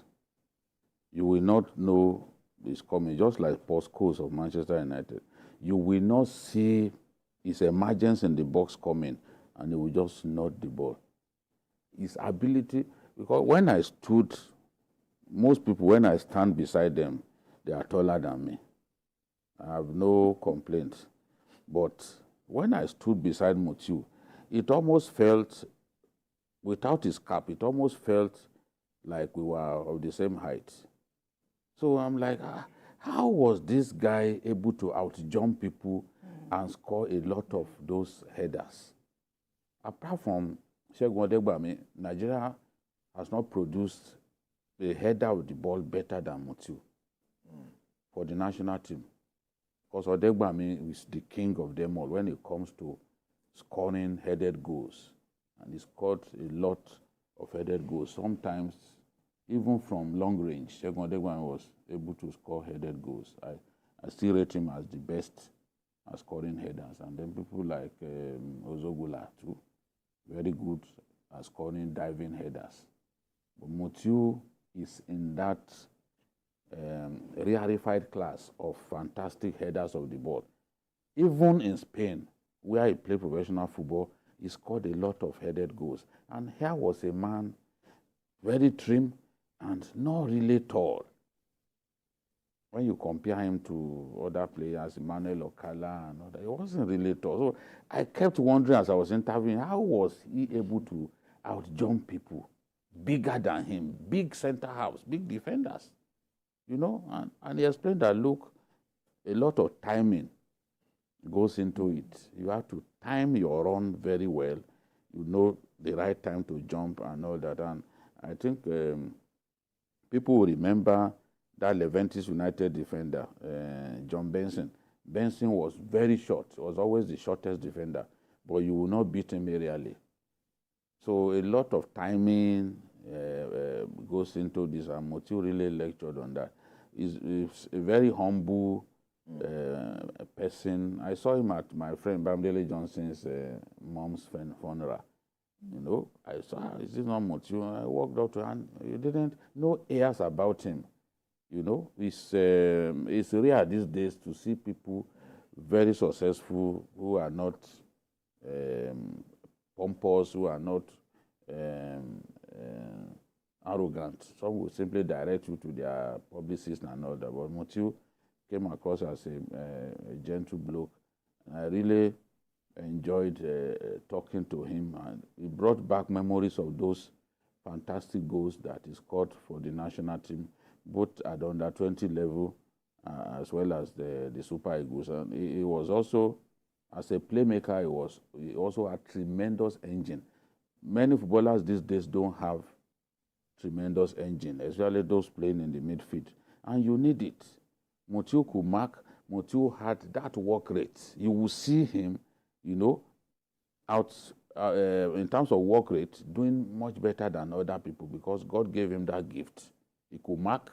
He was aggressive despite his tiny frame.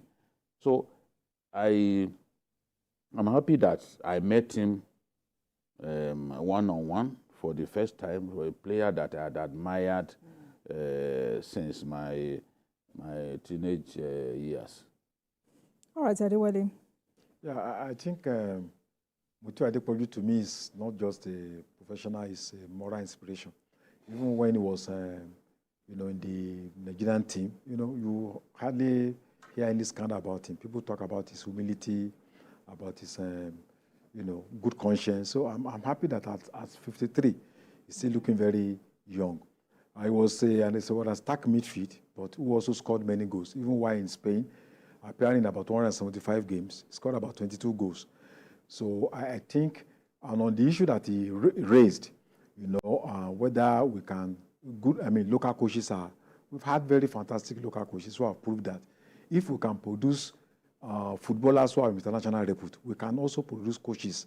Look at Steve Kechi when he was in charge of Togo between 2004 and 2006. He took them to the World Cup, you know. So I'm happy to see Mutiu again. You know, I was part of the 1994 World Cup team and 1998, and he distinguished himself. So I'm glad that he's still looking very vibrant and agile. So I'm glad to watch him on TV, you know, and I think it's one of the living legends in this country. So, Bikio, talking about the issue he raised, it's coming at this time when Nigeria is scouting for the 27th coach of the Super Eagles. Is it really about foreign coaches? I don't think even the way things are now that it makes sense for us to go and spend the precious hard currency on a foreign coach. Because, look, indigenous coaches can do it. They can do it if they get the right environment.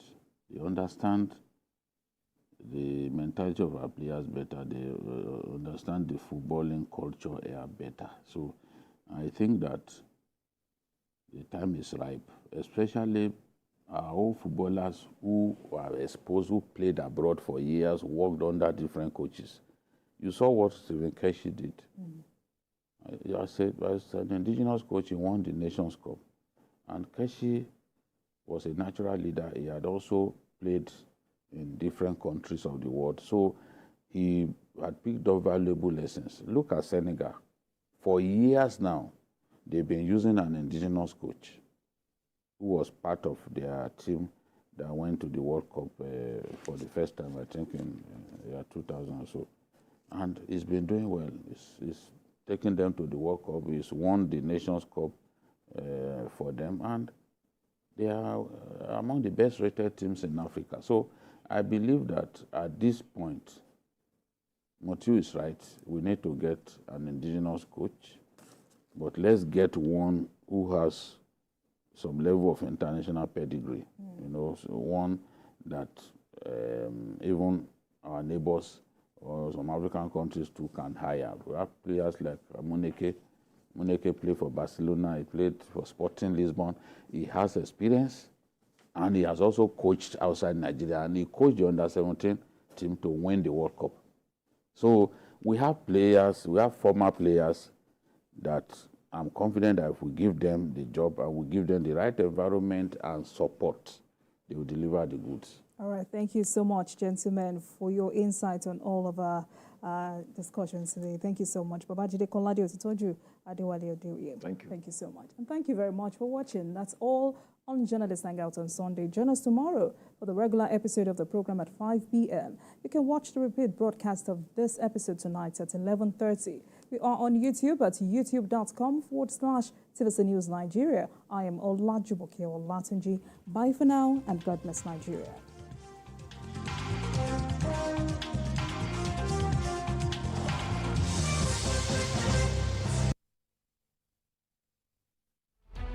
Every major news story is with many perspectives and layered with different levels of impact. Hello.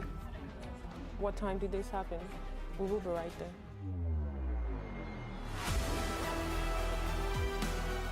At TVC News, we follow the big and major news, gathering the facts, witnessing the outcome.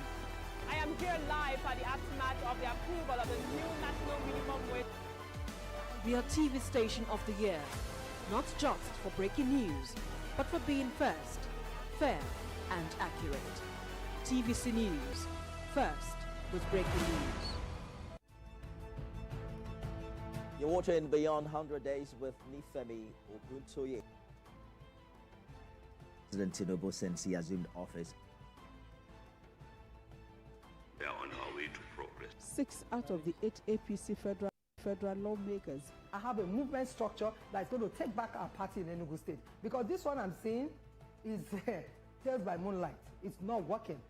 So I'm wondering what you think or who you think can stop him now. He doesn't own the party. One of the causes of inflation is because people cannot go to the farm. The government still needs to do more so that people can eat. I believe we're clamoring for is more responsible use of social media. Not that people just go in there and think that they can say anything to anybody. Tinubu is not one who believes in the same thing. I mean, he wants to get it done. He will face it. He will get it done. Yes, the president, from inception of his administration, focused squarely on diversifying the economy and driving in investments to, cushion the effect of everything that we've seen, ranging from COVID-19 to the global commodity shocks, global financial crisis, and all of that. I was privileged to have worked under a governor who believed in the system, who also built up the system, and I'm going to do the same. All right, that's our show today, everyone. Thanks for being a part of it.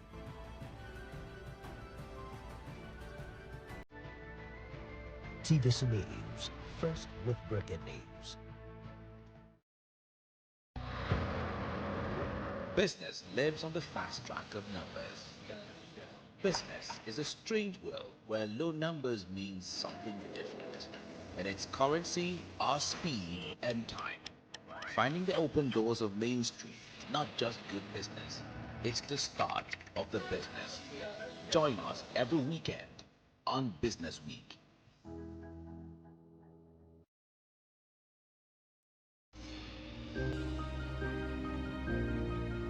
Sometimes it's the story that calls. At other times, the people just want to be heard. School, I need students, but I need teacher. Can't continue like this. Their voices re-echoing through time itself. We haven't done anything. If the tide is high, everybody run for safety.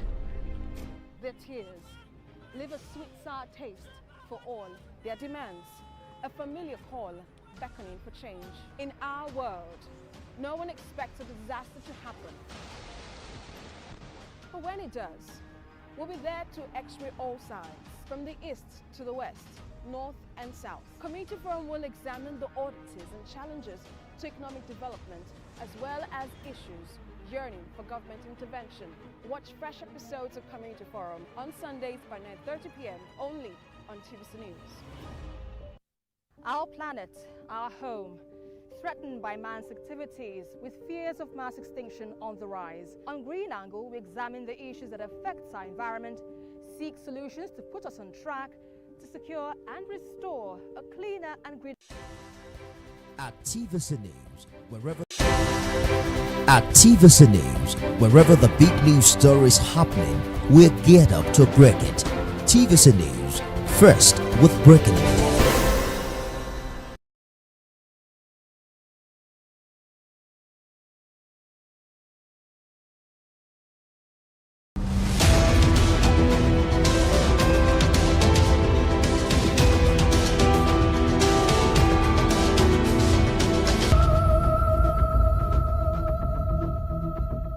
Cost of housing varies from city to city and from neighborhood to neighborhood. Sometimes the quality of materials used in building a house also contributes to the price the landlord puts on it. Here at the Federal University of Technology, Mina, there is a huge deficit in accommodation. There are not enough hostels to accommodate the students, and decent accommodation is a vital component of learning for students. At a pre-convocation press briefing at the institution, the Vice Chancellor of the university acknowledged that accommodation is one of the challenges in the school. Out to our alumni, friends and stakeholders with the means to consider supporting us in providing hostel accommodation as the population of students keep increasing. We welcome genuine private investors who are interested in engaging in a public-private partnership for this endeavor. Out of more than 26,000 students, the school hostel can only accommodate less than 5,000, leaving a question begging for an answer. What about the other 19,000 students?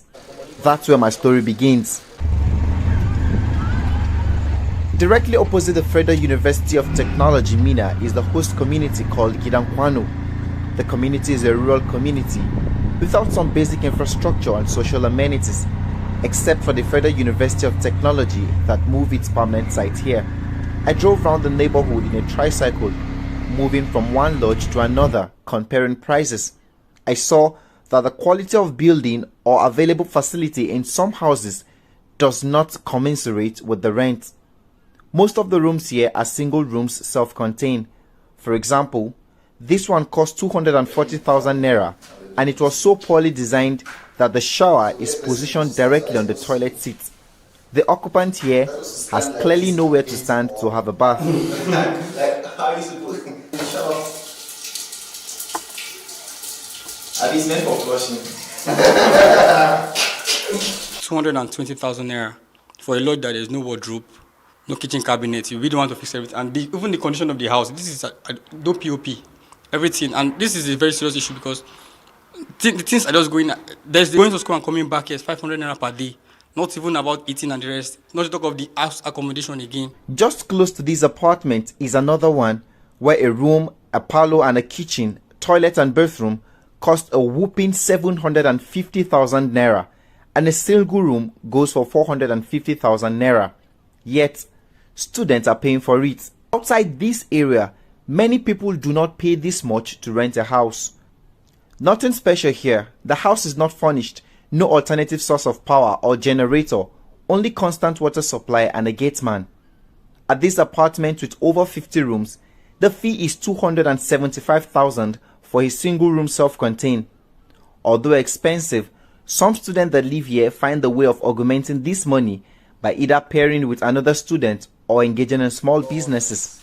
Olamilekun Yusuf is an engineering student that uses machine learning to create computer-assisted devices. Gas level monitoring and leakage detection system, whereby you can monitor the level of your gas and also to know if your gas is leaking remotely while you're not at home. So I do hands-on experience such as embedded system, computer vision, and AI, and also machine learning, whereby we do projects like we bring ideas into reality in our department. Let's say, for example, now undergraduate projects and also postgraduate projects. We play now, like now this is our load. It was like 160. When we started renting it like when I was in 300 level, but now the current price is 275. That's a 71% increase in just 2 years. Yakub's story resonates among many students who pay a huge fee to rent a room off campus at the Federal University of Technology in Mina. For many others, they cannot even find an affordable accommodation close to school. The other apartments for students who cannot afford these are in bad conditions without water and security fence. A room costs between 80,000 to 120,000 naira. This particular house has just one toilet and bathroom for all the tenants, and it is located behind the house. The toilet and bathroom in this one faces the main road. That they pay for a year. We students have been complaining. They have been complaining a lot because the prices that they put doesn't worth the houses that we do see here. I don't know, because most landlords say if you meet them and talk to them concerning the lodges, so they will just say they have no choice because the economy is high, so everything now is so cost. So that is why they have to just increase the house rent. On campus, the student union government is enraged by the attitude of landlords, which they consider to be exploitative, and they want the school authority to intervene. On your mandate, go. On your mandate, go, sir. On your mandate, we shall stand. Why are the landlords now making education a problem by making students not have a place to lay their heads? I can tell you that we didn't just come up with this agitation. It was the happenings that pushed us to the wall. Seeing our students who were not able to get the hostels due to the limitation in hostel accommodation, sleeping off campus, sleeping in classes without having a comfortable environment to lay their heads. So this has become an issue of major concern to us, and we are calling on the government and every other parastatal to put their hands in this and see to the resolution of this issue, as it has become a depleting menace within this university campus and even the nation at large. Accommodation on campus is a lot cheaper with better facilities including security, proximity to lecture rooms. A bed space in the old hostel cost 40,000 naira, while the new hostel with internet, air conditioning system cost between 135,000 naira for a room of 4 and 150,000 naira for a room of 2. Yet, they are not enough. This is partly because towards the end of last year, the school moved all the students from the old campus in Boso, which has served as the main campus for over 30 years, to the new campus, which was opened a few years ago. I met with Dr. Bashiru Ganiu, who is the Dean of Student Affairs. He is in charge of student accommodation. He says the solution to the accommodation crisis is to have more private individuals invest in building hostels inside the school. All right, because university, we cannot accommodate all the students, looking at the dwindling resources, very meager resources that come from government. And how much are we even charging as school fee? I want to believe FUT Mina school fees is the cheapest in the country. We are charging 39,900, which is far less than what parents paid in nursery and primary school. And that is for one session, for a whole year university. You get the point? So they bought land, they built those houses, and they fix what they want to fix. Now, what we can do is, and what we have even attempted to do in the past, is that, yes, we notice the way people charge. We are trying to, we made an attempt to see that, okay, we come in as to serve as middlemen between our students and these landlords, all right? So that, but the landlord discovered that, no, if they allow that to come to fruition, they will not be able to charge what they want to charge. And they feel it's an investment. They invested their money for them to be able to get their returns as quick as possible. We were unable to get any landlord to speak or agent to talk about the hike in accommodation. Deficit in accommodation is oftentimes not a new challenge for most Nigerian universities, as the universities are not able to provide enough accommodation on campus for their students, who now turn to their host communities to get accommodation. Now landlords and developers are taking advantage of this challenge by exploiting the students and their parents. What can be done to avert this and bring the landlords to table of compromise as they too complain of the high cost of building materials? Chanemi Bami, TVC News, Mina.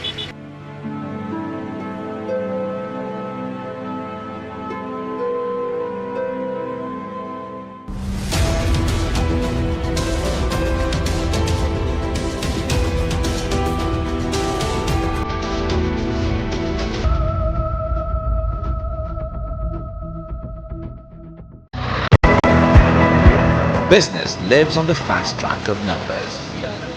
Business is a strange world where low numbers mean something different. And its currency are speed and time. Finding the open doors of Main Street is not just good business, it's the start of the business. Join us every weekend on Business Week.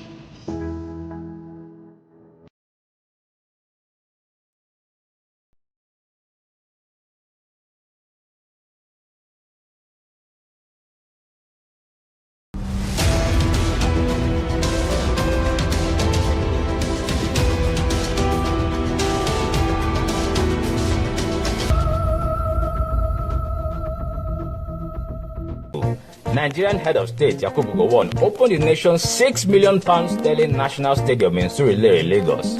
For many, Nigeria's greatest sports moment took place in this stadium. Since it was opened in 1972, the Lagos National Stadium has hosted many iconic sports events. From the African Games in 1973 to the Cup of Nations in 1980 to the FIFA Under-20 World Cup in 1999.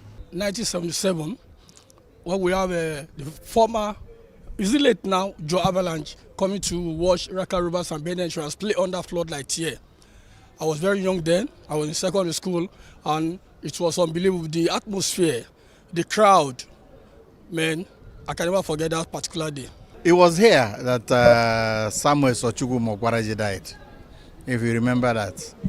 And that shows you how thick this stadium, you know, how Nigerians trooped to this place. I think this is a legacy. Remember in, 1980, when Nigeria won the Nations Cup. It holds a lot of memories. I would say it was the 1980 Nations Cup final. Then you talk about the Tariba West Tariba West Friends. There was a match organized by Friends of Tariba West in his retirement, and it was a monumental match, a match that I had never seen the stadium got that kind of capacity. The biggest, I think, was Nigeria 99, when Nigeria hosted the world. It was a stadium that everybody wanted to have a feel of. Nigeria Olympic qualification against Zimbabwe under 23 at National Stadium that Dukuri scored, died dead into the end of the game. Nigeria needed to win to qualify to the Olympics. I think Sydney Olympic 2000, if I'm not mistaken. And the goal came around 93 or 94 minutes. Since 2004, this sport asset, which members of a visiting Brazilian delegation had described as more beautiful than any stadium in their country as far back as 1999, has been left abandoned and allowed to rot. It's a manifestation of government's inconsistencies, because the policy somersaults of subsequent governments, it has made the stadium, it's lost its direction. This minister will come with his own policy, the next one will come with another policy. Very, very sad and disheartening. You see, I've been to so many stadia all over the world, and I think a good national stadium should be a monumental edifice for the country to make money from. It's so painful that subsequent governments have not really paid the needed attention to sports facilities and other infrastructures in this country. Coming to this place, sometimes I don't really like coming to the national stadium. It makes me feel like crying. The national stadium is just a reflection of our national life. Wastes. And then people in authority not making the right decisions for whatever reasons. The property is that of the federal government, and it's in the custody of the Ministry of Sports. I think the Ministry of Sports will be left to do its job, but government, as is checking CBN and the other issue, asks the Sports Ministry. How far? What are our expectations? When is this going to be? Some effort by the immediate former Minister of Sports to renovate and restore the main bowl has not yielded the desired result. After fixing the pitch, the track and the scoreboard, the main bowl has not been able to host any event. Except for these members of the amputee national men's football team, the Special Eagles who train on the main pitch in preparation for the World Cup qualifying Africa Cup of Nations holding in Egypt. Chief Sunday Dare did one or two things. He sort of donated the renovation of the track and the scoreboard. And I think Sunday Dare had hoped that some other persons will take the terraces here, and then at the end of the day, a wholesome package will be available. Baba Jabu has done the track, does scoreboard, some other person does the dressing room, another person does the reserve seats and state box, bits and pieces like that. It was just a creative way to bring it back, but it hasn't quite worked. Every minister that is appointed will always come, to show his face on TV, inspecting the national stadium.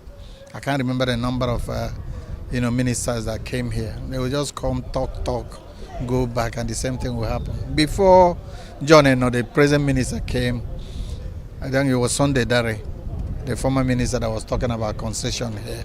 Perhaps he left and passed over the notes to John because it's too early for him to have visited. The first day he came, he was talking about concession. There has been seeming endless talk about concession in the facility.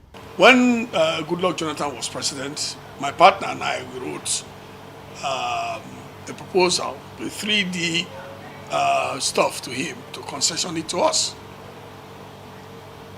Jonathan's government responded by setting up a committee and then another committee until he left office. We didn't hear anything. And what we put there was that it will serve as the pilot to inform other concessions. Because you see, concessioning a stadium isn't just taking the business and build and then you don't have activities. It has to come with activities. We still have the swimming pool. We have the tennis court. I think the swimming pool is functional. We have the tennis court, which is, well, just okay. Then there's the legacy pitch where they do training. So bits and pieces can be put together since they have not quite considered the idea of outright concession. Let's forget about the concession of this stadium or the contrast. This stadium is weak, and I fear for the lives here. You remember some time ago the mass and everything fell. In all the years of its abandonment, the facilities have gradually deteriorated with collapsed lamp trusses and weak structure. Concession arrangements for existing infrastructure like that of the Lagos National Stadium Surulere can take the form of a public-private partnership or a management contract, which terms are dictated by law. In Nigeria, the Federal Infrastructure Concession Regulatory Commission is the body responsible for laying the groundwork and arranging any such agreement. Already, a semblance of a public-private partnership has been in place at the swimming center since 2017 and the tennis center. The National Stadium Lagos shouldn't be given to one person because there are so many sports or sporting facilities within that complex. The main bowl in itself is a monument I think should be well guided. We shouldn't joke with our national monuments. The National Stadium is a monument as far as I'm concerned. It's a place that the government should have kept hold of. Maybe just this concessioning, many groups can have, because of so many aspects of sports, you can't give it to one person. The present regime should invest more into sport. If you want to tackle insecurity, not just National Stadium, Nigeria should be open up to sport because it's a very big business and a very big employer of youth. With concerns over perceived secrecy on concession plans on the Lagos Stadium, Nigerians are expecting an open process to secure a worthy partner to help restore the country's most iconic sports complex. Because most times, they do things under the table before they bring it out. I think that when you are concessioning a very massive place like this, I think that Nigerians should know. People should know. There should be an advertisement to that effect. People should know those who are behind it. If they are concessioning the stadium, let us know and let it be done properly. You're not just concessioning things. There are some concessions that you do and it will begin to hurt you. This is Sports City where Nigerian athletes from everywhere, people come here to train. Why our elites selling Nigeria to themselves? Why do they want to consider National Stadium? Let government take care of it. It should not be considered to anyone to manage. Nigeria can take care of National Stadium. If not Nigeria government, we have Ministry of Sport. What are they doing there? Are they just earn salary and give it to private organization? No. What are they using the allocation or budget being given to national sporting facility every year? What are they using it for? Once it's transparent, everything is in public domain. You advertise it. Concessionaires put in applications, they shortlist them, and then they set up a committee, which may include somebody from related government agencies. Put it open. Anybody who wants should come with his presentation. That, okay, we are a consortium, this, that is in it. This is what we bring to the table. This is what we hope to achieve, and this will be returned on the investment. If the lead consortium comes, he has a swimming pool expert, he has a ball game expert, he has, like the situation in London. Somebody takes the main boat, then somebody takes the swimming pool and one other thing, that kind of lead concessionaire and subs will do for me. That will be easier. But whatever the decision the Federal Ministry of Sports and the Concession Regulatory Commission arrives at, it is hoped that the process will be transparent and comply with procurement laws of the country. Solomon Ajiziogu, TVC News, Lagos.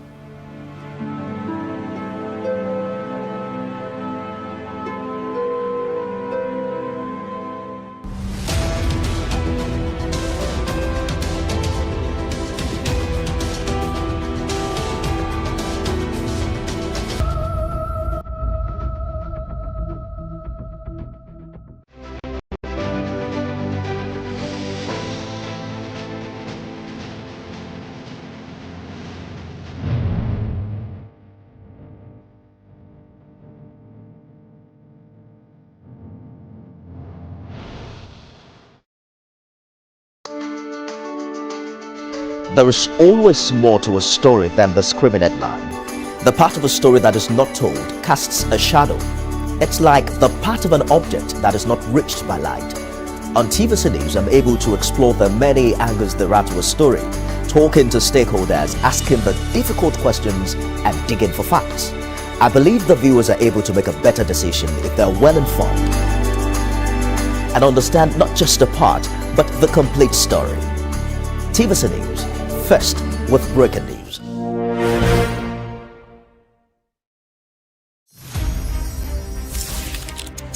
Albert Chinua Achebe was born November 16, 1930 in Ogidi, Nigeria. He went to Government College in Umuahia, Nigeria.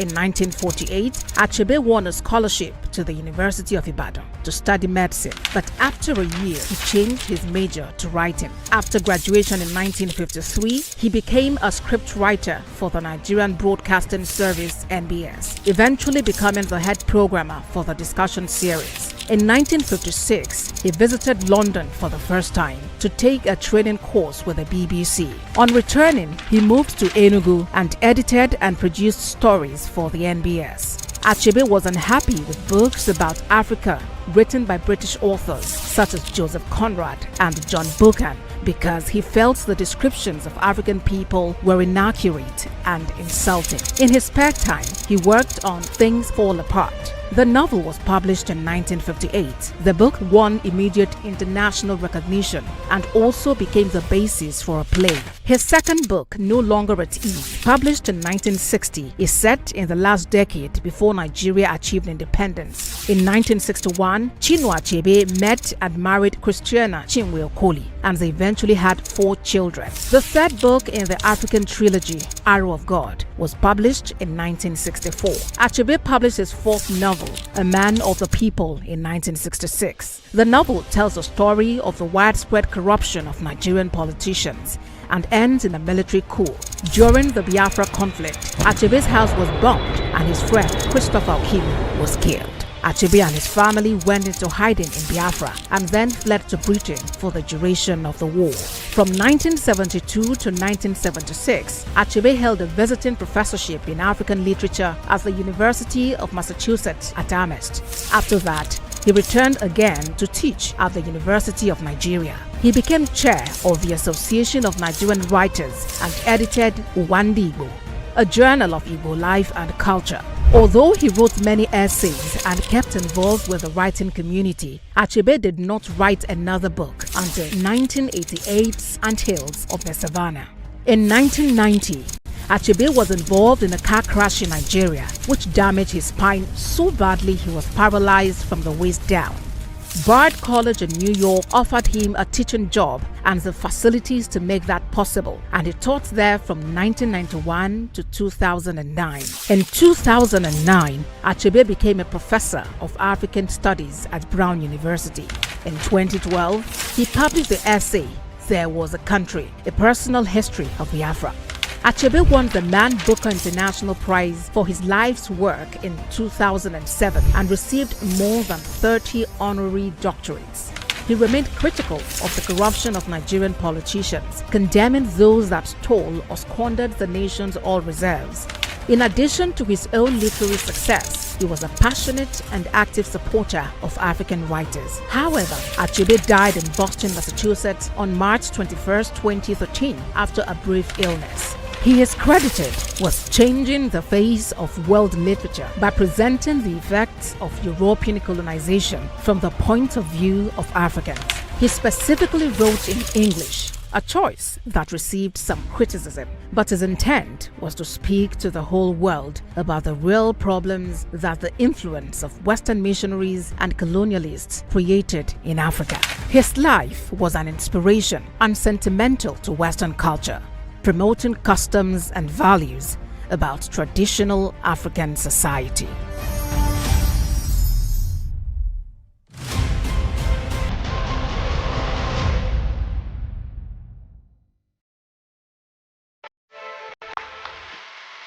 Every weekday on Business Nigeria, we uncover the secrets of the financial world, breaking down intricate economic and financial matters. We analyze the stock market, shares, bonds, and the thrilling world of cryptocurrencies. We unveil and analyze complex policies of the CBN and other government parastatals as they affect your everyday life, keeping you a step ahead every time. Okay, this is the facts matter. Our team dives deep to separate fact from popular opinion. We simplify complex government policies as it impacts your everyday life, helping you navigate the ever-changing financial landscape. Watch Business Nigeria every weekday at 2 p.m. only on TVC News. First with breaking news. Every week, Green Angle, in partnership with Wild Aid, will bring you a documentary series on environmental issues affecting Nigeria's amazing biodiversity, from climate change, air pollution, and wildlife conservation. We will be traveling across Nigeria to give you on-the-ground report of the issues affecting our environment. It airs every Saturday at 4:30 p.m. only on TVC News. Our planet, our home, threatened by man's activities with fears of mass extinction on the rise. On Green Angle, we examine the issues that affect our environment, seek solutions to put us on track to secure and restore a cleaner and greener world for generations to come.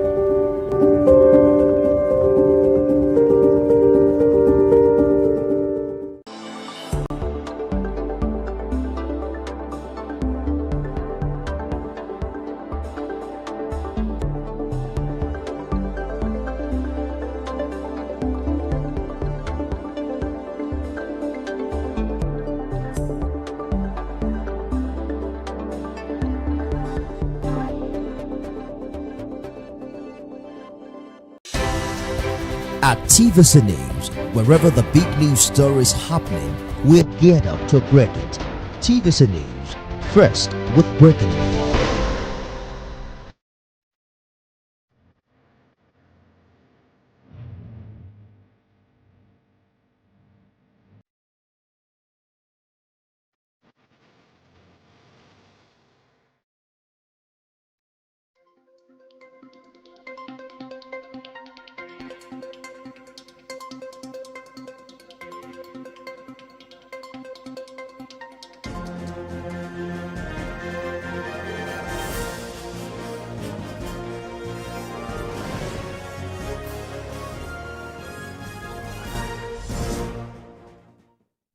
Hello and welcome to TVC News this hour. We're staying with the World Economic Forum holding in Riyadh, the capital of Saudi Arabia, where President Bola Tinubu is among the 1,000 government, business and civil society leaders gathered for the special summit.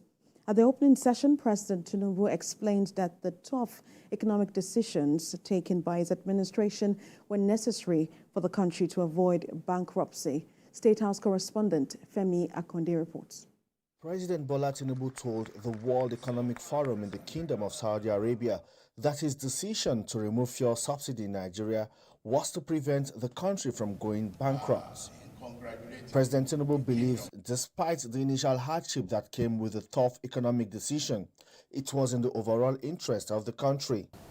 Concerning the question of the subsidy removal, there's no doubt that it was a necessary action for my country not to go bankrupt. One, to reset the economy and the pathway to growth. It is going to be difficult, but the hallmark of leadership is taking difficult decisions at the time it ought to be taken decisively. This explanation from President Bola Tinubu is to convince his audience about the potentials, prospects, and opportunities that exist in Nigeria, and how deliberate policy formulation and implementation has put the country on a path of sustainable growth and shared prosperity. Along the line, there is a parallel arrangement to really cushion the effect of the subsidy removal on the vulnerable population of the country. We share the pain across board.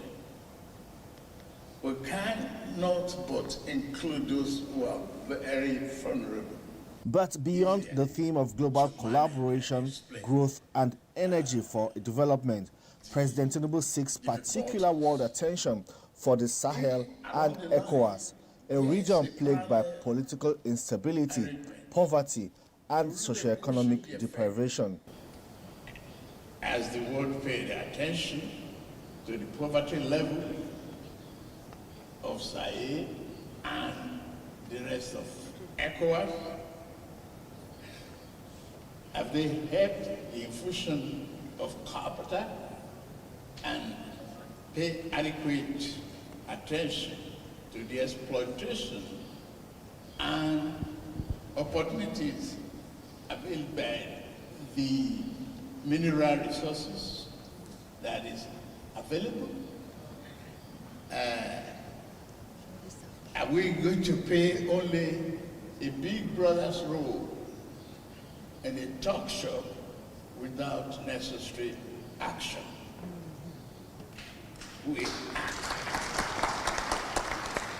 The World Economic Forum special meeting will promote forward-thinking approaches to interconnected crises while remaining realistic about shorter-term trade-offs. It will work to bridge the growing North-South divide on issues such as emerging economic policies, the energy transition, and geopolitical shocks. Femi Akonde, TVC News. Back here in Nigeria, First Lady of Nigeria, Oluremi Tinubu, has sent condolences to Governor of Rivers State, Siminalayi Fubara, and families of those who lost their loved ones in Friday's tanker explosion in Eleme local government area of the state. Senator Oluremi, who describes the unfortunate incident as horrific, says losing lives in such a sudden and devastating way is heartbreaking, and that her thoughts and prayers are with those who are grieving the immense loss. 4 persons were killed and at least 60 vehicles burned in the incident. The explosion led to fire on the Eleme-Onne axis of the east-west road as fuel leaked from the petrol tanker, which was involved in a collision with another truck. And in Ogun State, residents of Itaoshin area in Abeokuta are counting their losses after the gas tanker explosion that occurred on Saturday destroyed buildings and shops in the area. They say the impact of the explosion caused serious damage in the community, and they want the government to send some kind of palliative. Our correspondent Kazim Olowe reports. A day after a gas tanker explosion at Itaoshin area of Abeokuta, Ogun State, residents are now counting their losses. Aside from the burnt vehicles that littered both sides of the expressway, many shops erected by the roadside and goods were burnt to ashes, while others were seriously damaged. The youth leader of the community who witnessed the incident explained how it happened. This vehicle I think you are seeing now, it failed brake yesterday. So from there, it exploded. So, and the motor boy, he exploded from inside the vehicle. So all the property that you are seeing here now, so it exploded also. So we slept here yesterday night till this morning. We didn't go anywhere. There's only one person died. I can say it. We are here. It's only one person died. The driver ran out immediately he saw the incident. He tried to help the motorboy to come out, but the guy was trapped. So immediately he saw the flame, the guy started running. That was what alerted everybody in this area to start moving as well. While speaking about the damage caused by the impact of the explosion, residents claim that most of the buildings in the area were affected. If we look at it, probably from the main road to let's say 200 meters from the main road, houses were affected. Even it forces the iron door to open. The governor of the state, Dapo Abiodun, has sympathized with the affected residents and the family of the victim who lost his life in the incident. He has also mandated relevant authorities to ascertain the cause of the explosion and ensure that appropriate measures are put in place to prevent a reoccurrence. This is Itaoshin in Abeokuta, where the gas explosion occurred yesterday. Normalcy has since returned as we can now have a free flow of a vehicle in this environment, although the spot where the accident occurred has been cordoned off there right here behind me. But one can see vehicles that were actually burnt. Vehicles burnt were still here in this environment, and some of the shops around this area were actually burnt. Most of the rooftops were damaged, glasses shattered, and residents are actually calling for assistance because they lament the kind of hardship they are facing prior to this situation that has occurred in their environment. Although there is no presence of security personnel in this area as we speak, but residents say they promise to return to this area to come and evacuate the vehicles that were burnt, but they are still at this spot as of this time. Kazim Olowe, TVC News, Abeokuta. Well, away from Ogun State to Oyo State, where the People's Democratic Party has won the local government election in all 33 local government areas of the state. The election results were announced by returning officers from each local government at the Oyo State Independent Electoral Commission office in Ibadan. Addressing the newsmen after the announcement, the State Independent Electoral Commissioner Chairman commended residents of Oyo State for their cooperation throughout the electoral process and pledged to address any shortcomings identified during the process for future elections. To security matters now, a non-governmental organization has commended security agencies for containing the activities of Boko Haram and other forms of criminality in the Northeast. Speaking at a two-day peace-building meeting, organizer of the workshop tasked participants on the need to be advocates of peace. Senior reporter Olabi Adenusi compiled this report. This training is funded by LEAP Africa and is aimed at training the youths against violent extremism in Adamawa State. Program themed Building the Resilience of Youths in Adamawa State through Leadership, Capacity and Development, promotes social cohesion and prevents violent extremist organizations' infiltration, aims to address critical issues facing the youths. In his remark, the CEO in Pakamiya Rescue Mission, Ayuba Iremia, said the organization expects to build the physical, emotional, and intellectual capacity of the participants, adding that they would be able to stand as independent peace ambassadors in their various communities. He, however, commended the military for the improvements in security in the northeastern part of Nigeria. Ijabani Ijawu, who welcomed the participants on behalf of the state government, encouraged them to concentrate on the training. There is no society that has no challenge of security, but being enlightened and being trained on how to reduce it to the barest minimum is very important. So this NGO that collaborates with the state government is to see to it that that violence is being reduced, both domestic and non-domestics, and also to empower the youth on leadership. One of the resource persons spoke extensively on the training with TVC News. NGOs are partnering with government, including other relevant stakeholders, to see how best we can surmount the issue of the rising extremist behavior today in our society. Participants were drawn from the 21 local government areas of the state, including the Special Assistant to the Adamawa State Governor, Adamu Fintiri, on media and content creation. Highlights of the training was group discussion sessions and presentations. You're watching TVC News this hour. We'll take a moment and then return with more stories. Do stay with us.